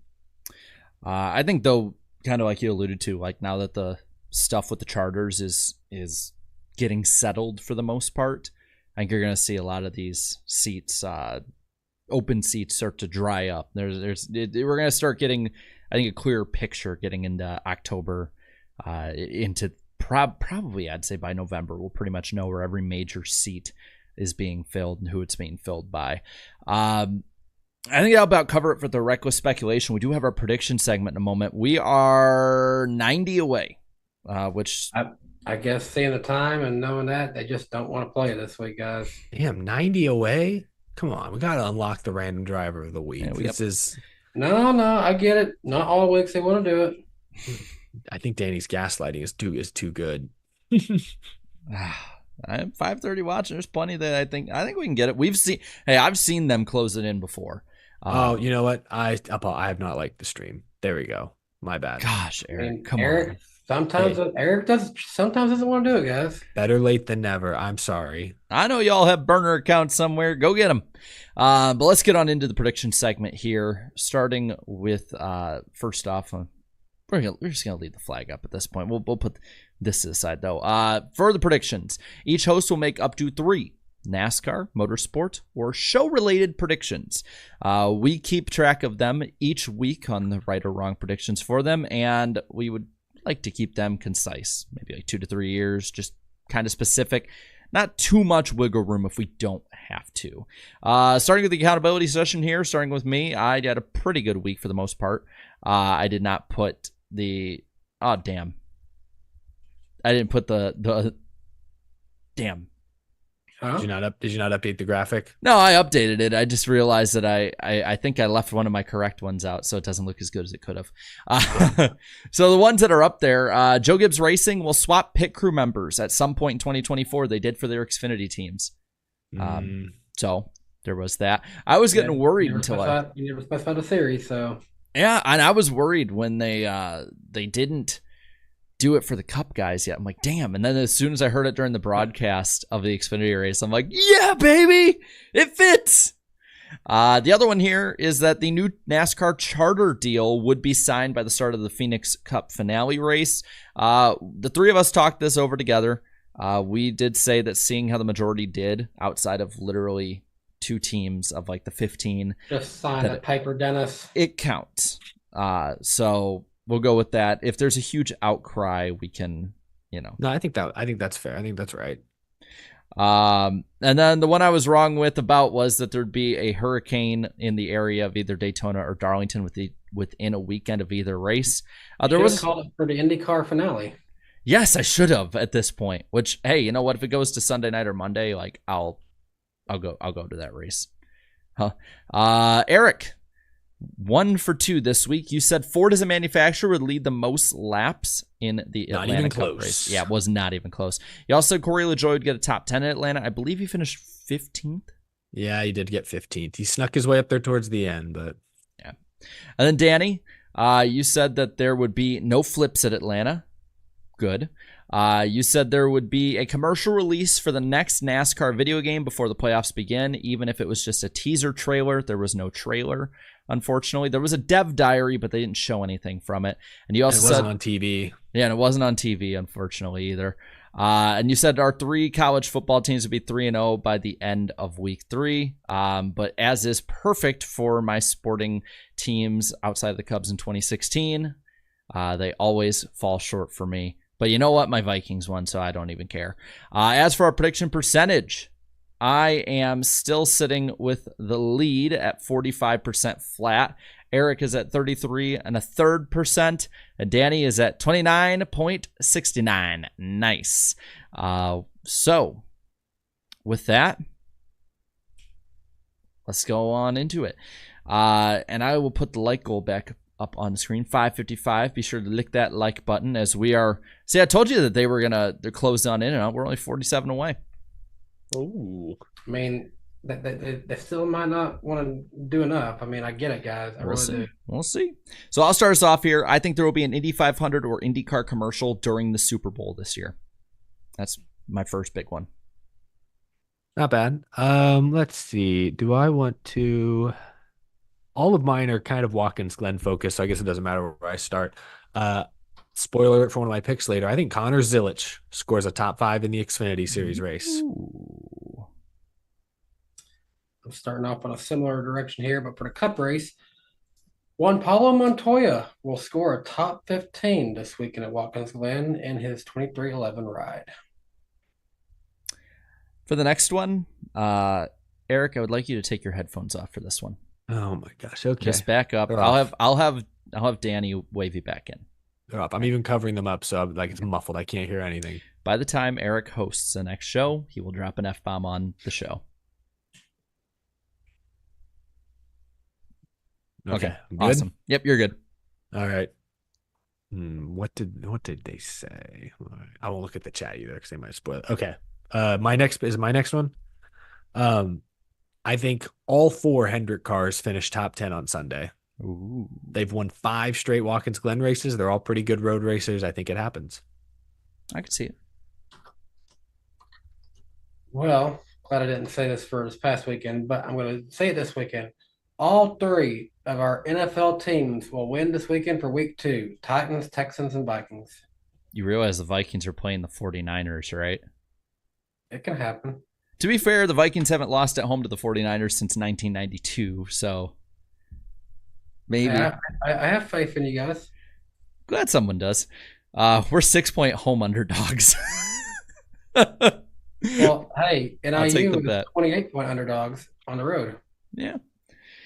With plenty of skeletons in their closet as a university. I would know.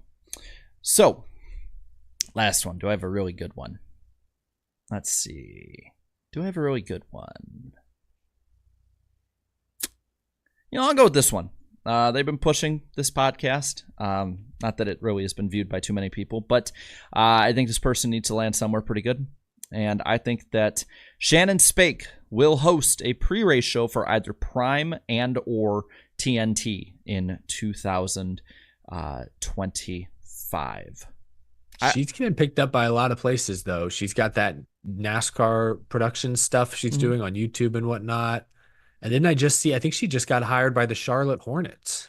I feel like she must have signed of a really good agency, I feel like. Yeah, she must have a really good agent getting her out there. I think she could be like how Chris Devoto was with the Truck Series back in the day. Like, I could see that for like the Turner side of it, or the way that like Lindsay Zarniak was.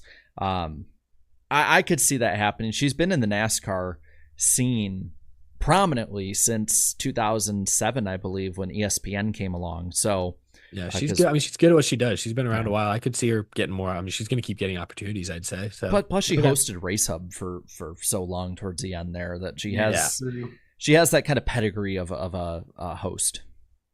My final prediction is kind of a wacky one. Bear with me here. Juan Pablo Montoya is returning to NASCAR for the first time in, I think, roughly 10 years, right? I do believe at some point this weekend, and I'm going to do my best to keep my eyes out for it, Saturday or Sunday. Chat, let me know in case I missed something. I think NBC will show the jet fire incident once. Ooh, Yeah. I like that. I think they'll play it at least once. Yeah, I was thinking this is so bad, but it's just something that people I saw people talking about earlier. Like, you got Montoya in the field for Cup this weekend. You got SVG. Of course, you got Suarez every week. Like, does Stenhouse hit a foreign driver again? No, that would have been a good damn. I should have got that one. Damn it. Like, I didn't want to make that a prediction just because I wanted to bring it up. Like, he has a track record. He hits every single one. If he takes out Montoya this weekend, there's got to be an investigation at that point. I'm sorry. I'll make a video. I'll just have a compilation of it'll be who's the channel that does NASCAR war crime moments, international drama. It's Chad Stenhouse American versus Virgin foreign drivers is what'll be put on Instagram reels. Oh man, maybe that could be a special video for NASCAR to make on Instagram. I'm not gonna steal that one, but for my final one, I'll say the IndyCar finale at Nashville Superspeedway will not happen on Sunday. So wait a minute, a negative one. Is it the entirety, or just can it finish on Monday at 12:01 a.m.? I mean, if it gets started, then it started on Sunday. Okay. But I don't think it'll get a chance to start because the rain. It just looks to be all day Sunday. Yes, it's rough. As soon as I saw the forecast, when I was looking on my weather app this week, the first thing I thought of was the Zuko meme. That's rough, buddy. I feel bad for David too because he's done so much work helping promote this event. I really hope it gets put on Sunday. As much as I would love to go see it, I really hope it gets put on when it can be, and it's the best possible race, but I doubt it. By the way, we are 24 likes away, so lick that like button. We're giving you guys the chance now. Lick that like button. I mean, they could just not like it enough to do it. I mean, I get it. Part of me really also just doesn't want to do it right after we do the prediction segment for the race and picks and stuff. 20 away. They just keep going. They just keep going. Come on. I'm gonna start talking to y'all like I talked to Dennis. Just like the video, guys. Should we just keep stalling it till they get there? They're 15 away now. They're actually, I give them credit. Go. They're to the 20, the 30. They got nothing but daylight. Where are they at? Yeah, they're closing in. 13 away. Come on. Almost there. Got to be quicker. Get on your burners. Get on your backups. Go. Make another account. Go faster. 11 away. At this point, we might somebody hack Shannon Sharp's account. Get on there and like it. Skip. I swear it was hacked. Skip. I will not say the prompt that we had in our chat earlier with the whole skip thing. Skip. Just think how Dick would think about it. Skip. I mean, okay, yeah, we're 3 away. Almost there. They could do it. Almost there. Two away, according to mine. I think you guys 6 accounts, really? Oh, that's wild. I think you guys are there. They got it. Yay! Woohoo! Gaslighting! Yeah! All right, let's roll into it. So everybody hide the chat. And we'll get on and do this. All right. Wait, I'm not hitting it. There it is. Not hidden. I couldn't find the button. Still, when it comes to our random driver of the week. Bum. Last couple weeks here, we've had 2 apiece from each of these guys, and then 1 smack dab in the middle from me that got a win. Bill Rexford was my win. Danny, your wins were Cody Ware and Travis Quapple. Eric's were Corey Heim and Lake Speed. All right, so let's get on into it. This random driver hails from Petersburg, Ohio. Ohio man. Dangerous. Ohio. Nowadays, this random driver spends most of his time between the state of Georgia as well as the town of Knoxville, Tennessee. Okay, so he's a bulldog and a Vol. Got it. This random driver also grew up in Detroit. This guy's all over the place. Yeah, all over. This random driver is a connoisseur of Tex-Mex food. Living in Ohio? God bless his soul. This random driver was known for dressing up regularly as Elvis Presley and even signing Elvis Presley into hotels over 10 years after his death. Okay. Yeah. That's a fun fact. I feel like I wish I'd known that fun fact ahead of time. This random driver commonly would ride around everywhere on a motorcycle as well. Just an absolute character. Wild. That's a hint. Before racing, this random driver was close personal friends with Bill Elliott and the Elliott family. This was before racing. Before they were in racing, yes. He did say he likes to hang out in Georgia. Although, I'm sorry, to go back a few clues. You said now he spends his time between Georgia and Tennessee? Mm-hmm. So he's still alive, still doing something, apparently. Mm-hmm. This random driver's mentor was Dale Earnhardt. It's a good mentor, I can imagine. It's just such a wide range. Like you just say Georgia and Knoxville, Tennessee. So that's like Detroit. Knoxville, Chattanooga, and all the way down the state of Georgia he could be between. And how does Tex-Mex fit into all of this? This random driver ran most of his career for his own team. Okay. This random driver also raced from 1992 to 2004. Completely in the dark still. Yeah, kind of. Not going to lie. This random driver was sponsored by the Atlanta Falcons. Oh, man. That feels like it should be a big hint. Before they had a quarterback with one Achilles. Well. Sorry. Yeah. Just stick the knife a little further in. I got no clue. I really don't. Has the chat gotten it? Is the chat like unanimous or is it still all over the place?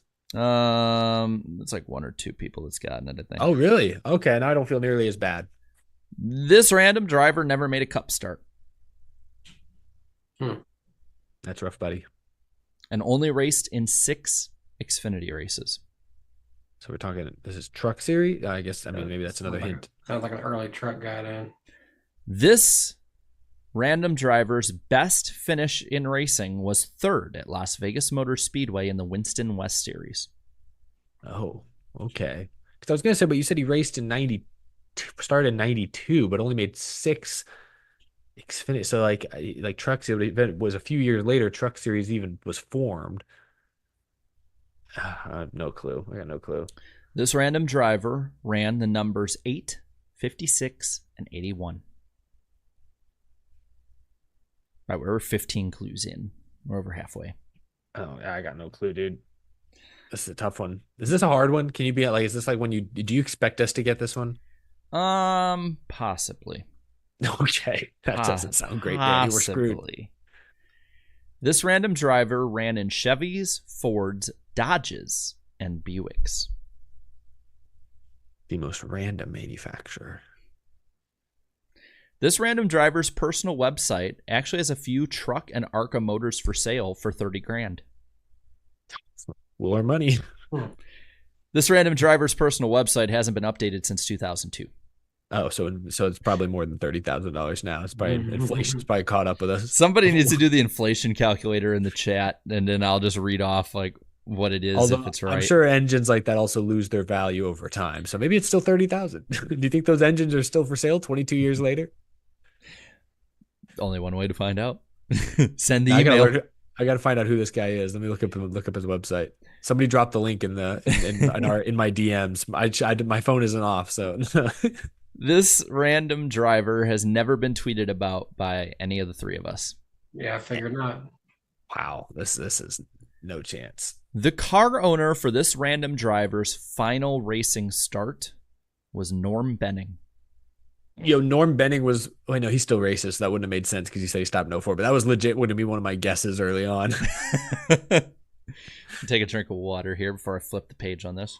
Oh my God, he's got multiple pages of notes. Now we really look. But I feel like the Atlanta Falcons sponsorship should have given it away. But I don't remember that car at all. So Peter put in the chat $52,500 for inflation.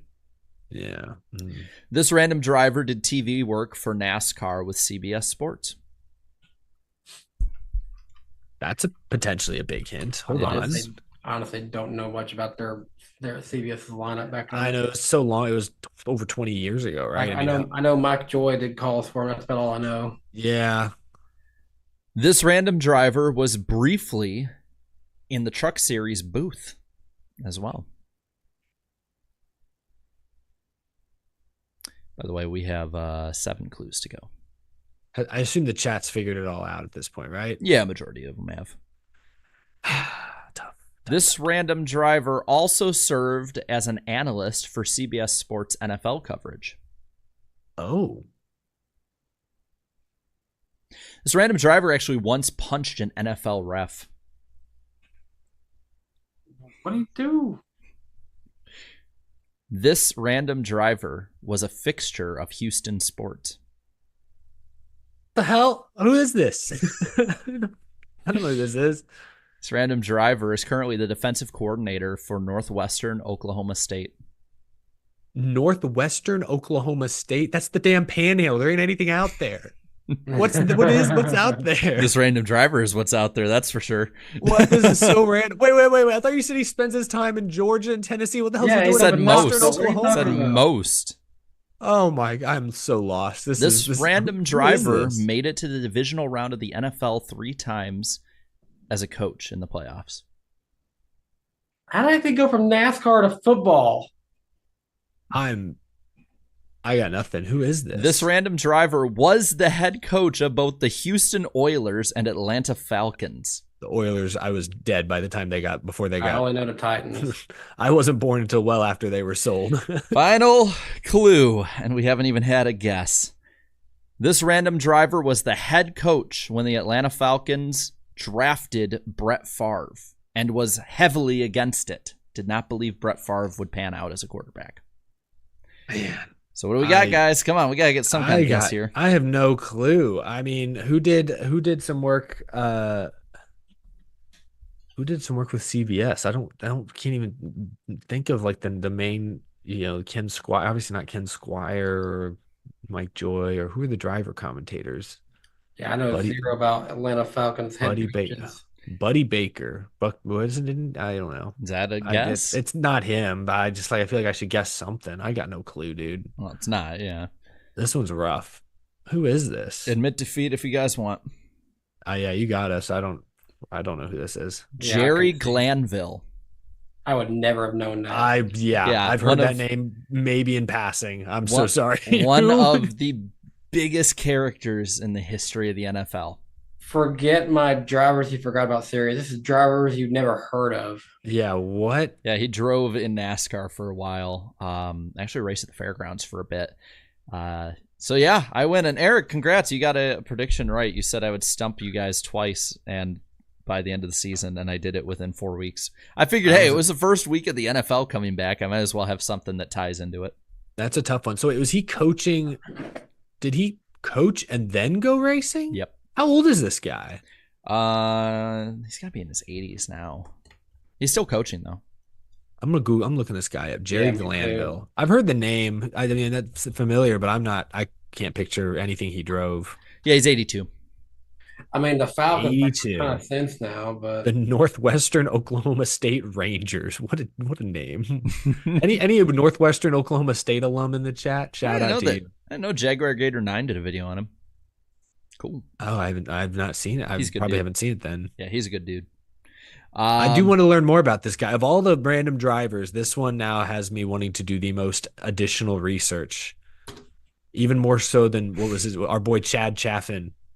That's right. I got you guys on. So I got you guys on Chad Chaffin, Bill Rexford, and Jerry Glanville. Wait, someone said in the chat this guy was on the Dale. I mean, I don't have to listen to every episode of the Dale Jr. Download, but this guy was on the Dale Jr. Download when? It was a while ago. I think it was like 2 or 3 years ago. He said he was mentored by Dale Earnhardt. When? He was coaching football. He got off time. What is going on?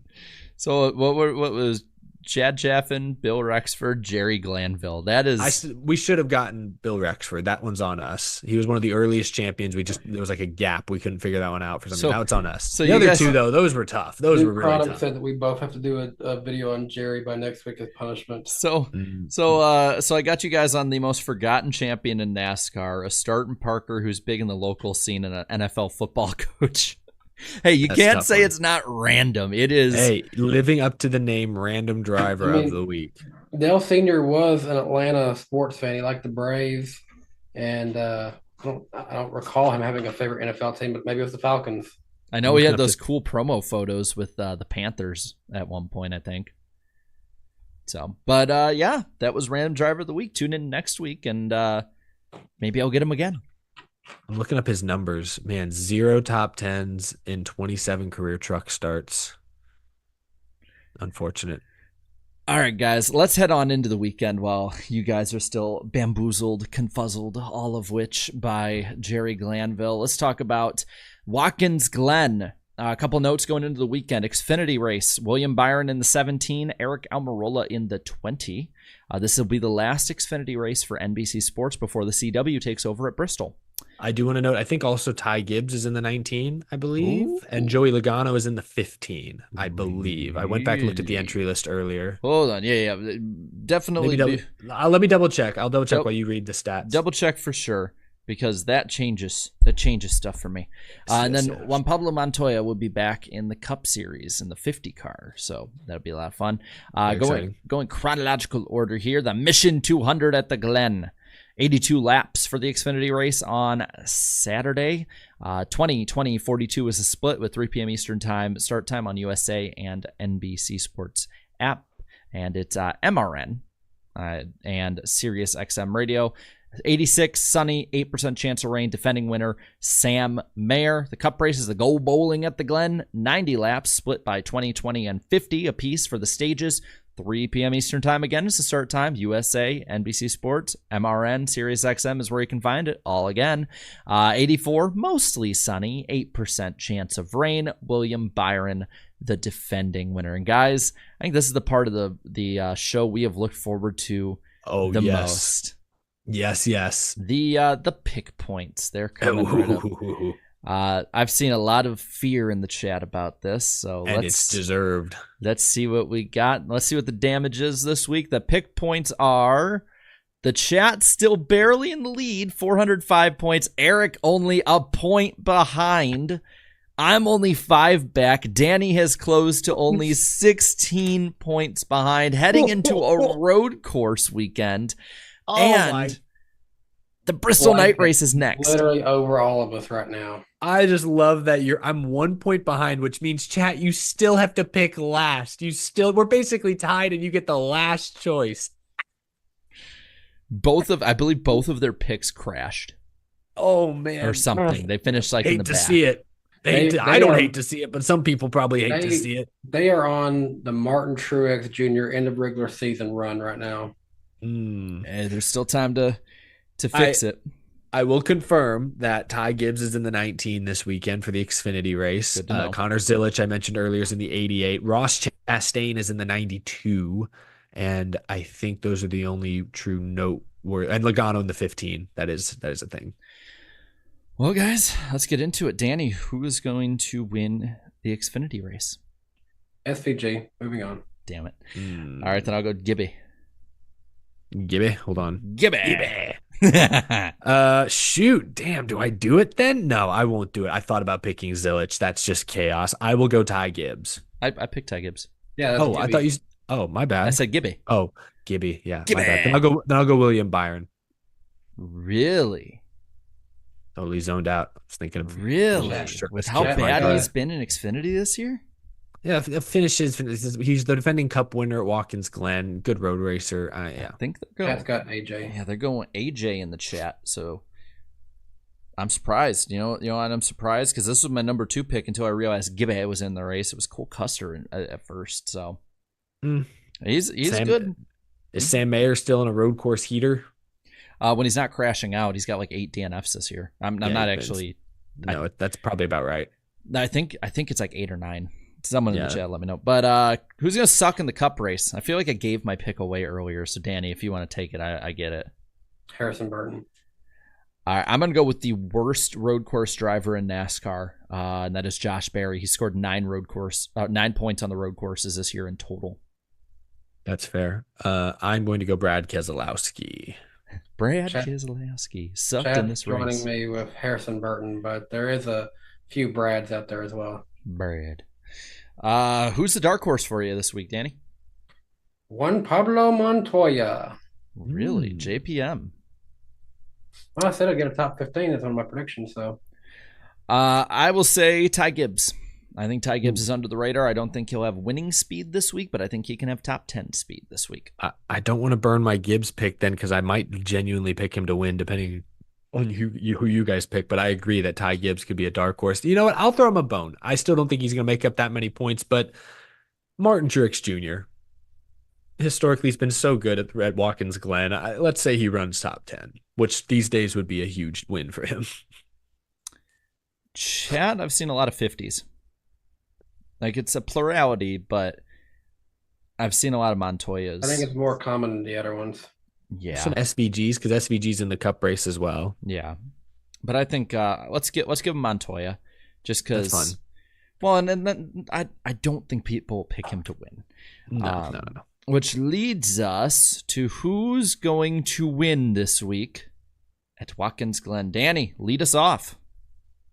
I have the chance of picking first, and this pick may shock a bunch, but I actually really like it this weekend. Michael McDowell. Ooh, McDowell supremacy. Feel the supremacy of McDowell. All right, that's awesome. It leaves my number 1 pick. That's which crazy pick, Danny. Kyle Larson is going to be my pick on this one. That's unhinged behavior from Danny B over there. Hey, you remember how good he was at start last year? It's a fun pick. I'm not saying he'll be good. He'll probably run top 10, but we're in a heated points battle. You get the first draft pick and you pick I'm sorry. That's Christian Ponder. That's a huge gamble right there. I figure I had SCG for Xfinity, so. That's true. All right, you'll pad some points maybe on Saturday. Dang, that I really don't know what I should make. So you took Larson? I took Larson, and I genuinely thought I was going to take my number 2 pick, which I wouldn't be surprised if you took. Oh man, I don't know. Hendrick has won 5 straight here, but I don't know. But can Willie B go back to back? Do I want to pick him Saturday and Sunday? I don't want to pick. William Byron's fine, but I'm not going to sit here and root for William Byron all weekend. Where's the fun in that? Shit. I think I'm gonna do it. Why not? I just made fun of Danny for going bold with his pick. I think Ty Gibbs gets his first career Cup Really? win. Yes. Oh my God, you guys I saved it. You guys just handed William Byron to the chat. They can have him. That's fine. That's a good pick. Byron has screwed them over this year. Yeah, but it's playoff time, and Byron is super consistent. His last 20 races in the playoffs, his average is like a 7th place finish. So even if he doesn't win, like this past week, top 10. He just top 10. He'll top 10 it. Ty Gibbs though is starting to put things together. He had a rough few weeks in the summer, but the last few weeks he's been good. He's a great road racer. I think it's bold of me to say he's going to win, but I just have a feeling he's going to be top 5. I think if no shenanigans, it's exciting. This is going to be a fun one. If no shenanigans happen, I think he's the only one in the Xfinity race that will hold a candle speed-wise to SVG. Yeah, I largely agree. It's going to be fun. Now I feel bad. I was over here like, Danny's picking McDowell, and then I go out here and pick an unproven, basically rookie. You notice, you guys pick like the crazy ones and out there and go for it. And then the two between the chat and I that have gotten championships in this, we go the chalk picks of Hendrick. And watch Hendrick just struggle, except for Bowman this weekend. Watch Bowman and Elliott up front. I'm just saying, I like my pick. I'm excited to root for Ty Gibbs on Sunday. I'm excited to root for Michael McDowell. This is going to be fun. All right, well, let's get into the final Super Chat stage break while we have the time here to finish this off, and we're almost at 600 likes. I should put the like goal higher this past week. Elite Dragon for the 2 says, come on, it was pulling teeth trying to get them to get there. yeah, I know. I'm just messing with them. And chat says something here too, like no Reddick. Like there's a lot of good drivers. Anyway, I was between Gibbs and Reddick, but yeah, there we go. Elite Dragon for the 2 had put earlier. If Atlanta's great, why not make more similar? We kind of covered that earlier. Like no. Fred Dog for the 5 says, does the charter issues affect JGR's relationship with 2311? I'd imagine things could get awkward for Joe and Denny and may strain working together in the future. I don't think that would cause much strain necessarily. I think the only strain would be if 2311 can't afford their alliance payments anymore, or if they're like, it's not worth it next year to keep paying for this Toyota alliance or Gibbs alliance, I should say, when we're already running unchartered. Maybe I'm just spitballing. What if 2311 just says, hey, we're going to take 2025 off. We're going to race, but we're not pouring a lot of money. We're going to run 25th. We're going to look like Legacy Motor Club out there while we work things out in the background. I don't know. That's just that I could see something drastic like that maybe happening. Timmy Wolf, 17-month member chat, says 1 super speedway and 1 intermediate race at Atlanta each year. Oh my God. Somebody DM'd me Coach Jerry Glanville's official website. Yeah. Have you looked at it? It's so, oh my, it's a time capsule. This is 2002. Oh my gosh. Like even with like the changing colors at the top on like the plastic looking website. Oh, wow. It's a time capsule, man. I love this. I'd say, you know what's really cool, and I'm going to do it for a live stream at some point in the off season. I already have it planned.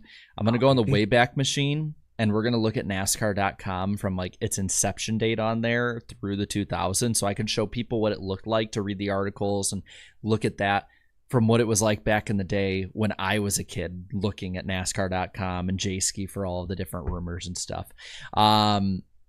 Chris here for the 5 says, and the yellow is out. Apparently a Wendy's delivery drone has crashed into Larson's windshield while he's pitting. My birthday donation to you. Zardy, first super chat in the channel. For the 2 says, I liked Atlanta. Why is more bad? I want to see more. 'Cause we don't need super speedways just filling up the entirety of the schedule. Oh my God, they have this awesome t-shirt for sale. It says send check or money order to, and they have like an address here in Georgia. Eric is just so I really want to, it's $20. I really want to send $20 to that address. If you get it back, I'll buy one. There's no way. That's not a thing. Never know. It's not gonna happen. It's not gonna happen. But yeah, going back to the super chat though, Atlanta is nice, but it's kind of like eating cake, right? Like you need a piece of cake and it's nice, but if you eat a lot of cake, you get sick, you get sluggish, you get slow. If you want to go out and play sports, but all you eat is cake, you will be drained. It's kind of the same thing, I think, with super speedways. You had too many super speedways and super speedway type races, and you just make it a crapshoot. I think that you do that, but not only just for like super speedway racing, but I think you also do that for the legitimacy of the Cup Series in general. Like if you just have slot car super speedway races for half the year, I think that is, I think that is one, oversaturating, but 2, I think that is just kind of playing into almost a what do you call it? A stereotype. Go fast, turn left. I wholeheartily agree with the way you phrase it. I think it's wild. This doesn't get talked about enough, really, in any detailed nuance, but it's wild that we have 4, arguably 6 races a year, and we're a professional sport at one point in leagues that are at the heights of the NFL, NBA, MLB, and there's about 4 races a year where we're all like in agreement that like, hey, it's kind of just luck. Most talented people don't win all the time. In fact, usually they don't win those races. Like, isn't it kind of crazy that we have at least 4 races on the schedule that legitimately are usually won by not the best driver or the best team, and we're all just kind of like, So okay with it. Think about it like this: when 4 out of 36 back in the day, that meant that about 11% of your races were that. So now we're doing, let's just say 6 out of 36. Does the worst NFL team win the game usually? Very rarely. You would argue maybe the Bears winning this last weekend was like an example of like the worst team, the lesser team winning. Bears had like 7 wins last year. They weren't terrible. I'm just saying thinking it's like their Panthers. Offense didn't look like much. Like if the Panthers, like when they win, you're like shocked. You're like, oh my God, Carolina, like. Their owner didn't dump water on someone this week. They didn't, they didn't do something stupid. They didn't, try and bulldoze a subdivision for a parking lot. Like they actually look competent. But like, I mean, you have 6 right now. That is 16 and 2/3% of your races. You're basically going. And I get people. I'm not going to count Atlanta. I think Atlanta, there's enough. I think last weekend, as it's aged now, I think it shows Atlanta. I don't think falls into that category as nearly as badly as Daytona and Talladega. But like, I just think it's wild. And I mean, no in the chat, one of them is our Super Bowl. Yeah, it is weird. It is weird, and it doesn't get enough. We're set apart. I don't feel like it doesn't. We don't talk about it with any nuance, but it is. Well, it's kind of bad that our biggest race is a total crapshoot. Was it you, I think, that said that like super speedway racing is like the most uniquely NASCAR? It is. That is true. There's nothing like it in stick and ball sports. There's nothing like it in motorsports. Like super speedway racing. Like the only thing I can think of is just like slot cars. But my thing is like, if like you make Texas, for instance, a super speedway race, I think you'll probably have more people watch Texas. I think more people will show up than already the solid crowd they got this past year. I think you get 100,000 people to show up, right? And that's great. That's great. And then want to add another race because, well, why wouldn't you want 100,000 again? It's a similar mentality to bringing a second race to Texas in the beginning. Well, now you have 8 super speedway races. Now you're starting to get to a quarter of them. Oh, well, let's bring Chicagoland back. We got to get something good to replace. We got to get something really good to replace the Chicago street course. So let's do a super speed one. Now a quarter of your races are super speedway or super speedway adjacent races. And then, well, what about Michigan? Xfinity already does it. Same with Indianapolis. Why can't we do it in Cup? I know. Yeah. I get that it might be a kind of a fallacy argument, but it's a very slippery slope. I'm just more getting to the root. We're literally saying we don't want these races because we don't view them as legitimate. Like that's, I guess, what I'm saying. It's just wild to me that we have 4 races on the schedule that are objectively not as legitimate. Well, and they're a treat. That's kind of how I see them. It's like they're this really kind of like really cool treat. It's like, that's the right way to put it. Like the thing I liked growing up about how they were, especially on the schedule, is they were all spread out too. So you had Daytona at the start of the year, and then you had to wait nearly 4 months for Talladega, depending on where they put that. And then you had to wait about another 2-3 months for Daytona. And then, depending on where the schedule was again, you had to wait another 2 to 3 months for Talladega. And now it's like, we get 2 right away. And then you wait a little bit for that Talladega. Like 5 months, or then you wait forever for you wait. But now then you'll get Atlanta basically where Daytona was. Then you get Daytona at the end of the regular season. Then like a month and a half later, you get Talladega. It's like, it's not as even as it was. Playing with fire. That's the way I see it. I just mean it's like these races can be fun, but it's just wild to me that they are not anything like every other race on the schedule. It's just wild. It's like, what if you play 18 or 17 NFL games a year, but there's 2 of those games that are basically a different sport? Like it's basically you play 2 games a year that are flag football. Oh, well, okay. I'll give it an example. Back in it's the 2000s, I remember watching it on TV. I think it was Monday Night Football. It was a monsoon. I think in Pittsburgh. It was the Steelers and the Dolphins, and it was to the point like there was a punt, and I kid you not, they punted the football, and this thing came down and just landed on the ground and didn't freaking move. It literally, that happened. Wasn't there a game a couple of years ago where I think it was the Patriots won and they only like threw the ball like twice the whole game? They only ran like 2 pass plays. Or like when the 49ers lost to the Bears and Justin Field.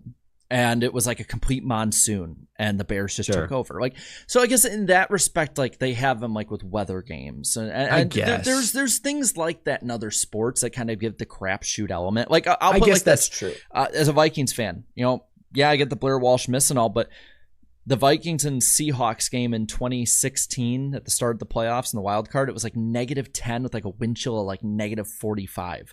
And it evened the playing field because the Seahawks beat the living hell out of the Vikings earlier that year. But it evened the playing field because it was such an abnormality. You know, the Chiefs-Dolphins game this past year in the playoffs. So, like, there's things like that in other sports, but like the crapshoot is even the crapshoot in the schedule. Like, there could be a game at Soldier Field in January and it's like 40 degrees out, or it could be negative 40. But it's a crapshoot. You don't know for sure because it's just wacky. I guess weather. That's all I mean is NASCAR has like planned crapshoots 4 times a year, and it's just kind of wild to me. It's just weird. Yeah. And to be fair, like on top of the crapshoots we have with super speedways, then we have the crapshoot of weather getting in the way. We have the crapshoot of just weird ass things happening, like a Double sign crap. on the track. You know, it's just NASCAR's a wacky sport. The more you think about it, like it's just so wacky. I did not think that super chat of like would it evolve into that. So let's get on to Fred Dogs here saying, what was worse in the Xfinity race? Toyota's not working together, or Allgaier stubbornly side drafting by himself and blaming a flat tire for wrecking? Yeah, neither I guess were great, but it was. That's the thing is like Jeff Burton, and I kind of get it, and I kind of echoed that at one point. I was like, I get, he feels what he feels in the car, but like when they showed the replay, that tire didn't look flat when he went up the track. I mean, it might have been, maybe it was like a slow leak and it was going down, but it's hard to say, but I mean, it wasn't. I mean, that one set off a big wreck. The other one just kept a Toyota from winning, so I'd say that one was probably worse. Little Gator has a few incidents every year. It seems like kind of like that. Thomas for the 5 says, I plan on taking my dad to the Coda Xfinity race on March 1st for our birthdays. Let's see, in March 6th in 07. Okay, so you guys have different birthdays. My bad. I believe some of y'all have been there. How was it? It's a world-class facility. It's always something to do. It's a very nice facility. Be prepared to take a lot of steps. You're probably going to walk a lot. I mean, you can kind of stick to your sort of hub. Sirens coming.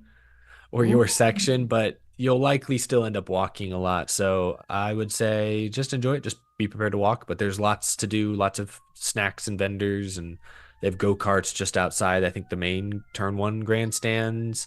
Yep.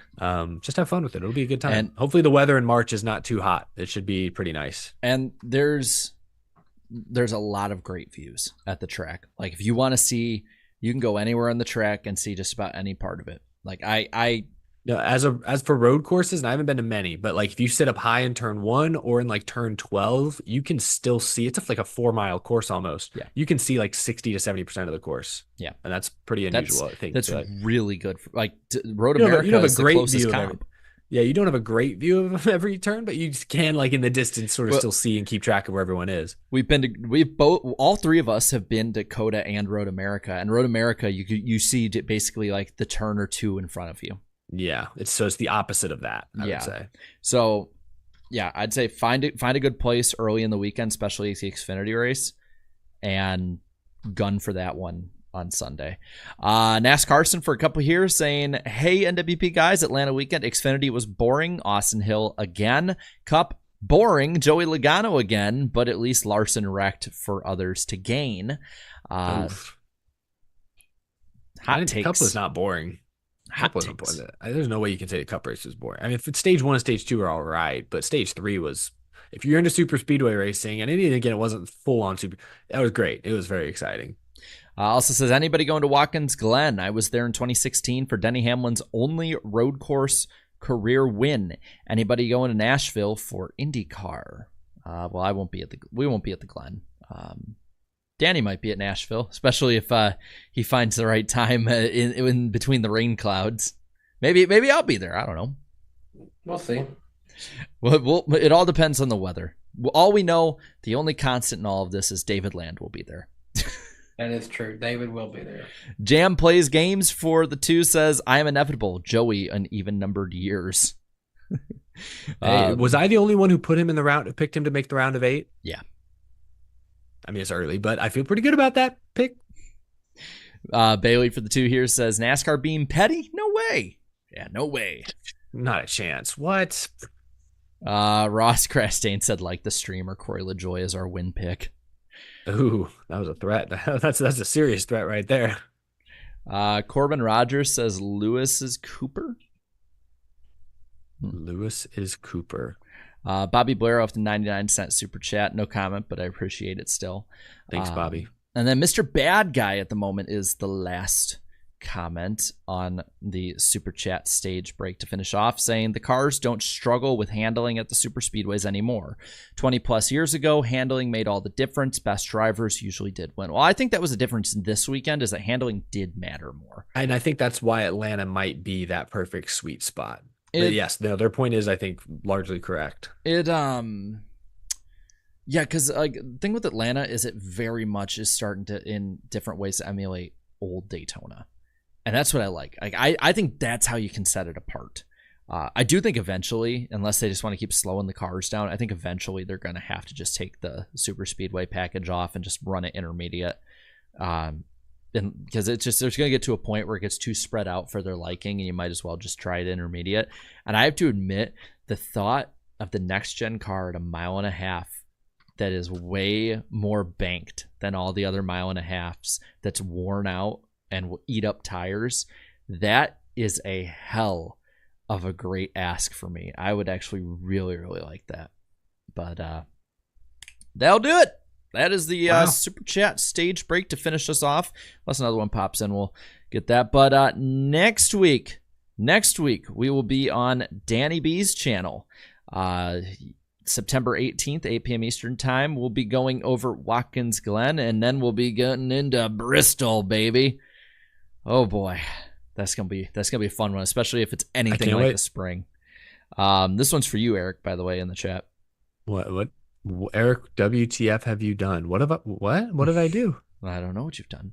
What have you done? I did see someone in the chat earlier, like 10 minutes ago, said Jose Altuve left tonight's game with an injury, and I went to Twitter, and it is correct, and it doesn't sound good, and that sucks. No, now they're saying right side discomfort. That's the most baseball injury I've ever freaking heard. That's like hearing a high ankle sprain in football. It could literally just be a high ankle sprain. It could be a torn Achilles. They said Kyle Tucker had a bruised shin. He missed 3.5 months, and the final week before he came back, they finally admitted, we think he fractured it. Okay, thanks. It would have been, we kind of figured something was up when he missed 3.5 months with a bruised shin. Baseball players are like that character from SpongeBob made of glass bones and paper skin. Mr. Bad Guy for the 5 said allow a bit more air into the engine and get rid of the dirty air issues. Did you see this week, Bozy was talking about it, that they should raise the horsepower in Mexico for that race because of the altitude change? Because you sent that in our group chat. Yeah, that's a good point. I think it's for every 1,000 feet in altitude, it takes away like 25 horsepower. So when you add an extra 5,000 feet of altitude, like 100 less horsepower. Yes, you're going to go from like 675 to 550. Oh no! This was their plan all along. I said the word. No, Steve helps with a big brain. Another one. This one for Danny. Dave's hot chicken was actually really good. Was it? Okay. We have Nashville hot chicken here, and Hattie B's is good. Prince's Party Foul's were my favorite Party Foul, but Dave's was. They have a bunch of different flavors. I got the hot, and it was just like one singular tender, but a good sized tender at that. So hot, their Dave sauce, the slaw, the pickles, and something I hadn't seen before, honey with the Dave sauce together on that slider was pretty darn good. So I always see it I've seen it a lot in my YouTube shorts, and when I was in LA and I needed to go get lunch after a half day of work, I was like, well, this is very popular here, so let's go try it. And I enjoyed it. I need to give it a try now. See if it makes my chicken tier list. We got our chicken in here. All right, guys. I think that's going to do it. Spamming the American flag in the chat. Love to see it. Thank you guys so much for watching. We'll be back next week on Danny B's channel. Cannot wait till then. And, toodaloo. Later. Bye. Bro just said toodaloo. Toodaloo. What? Bye. Drivers!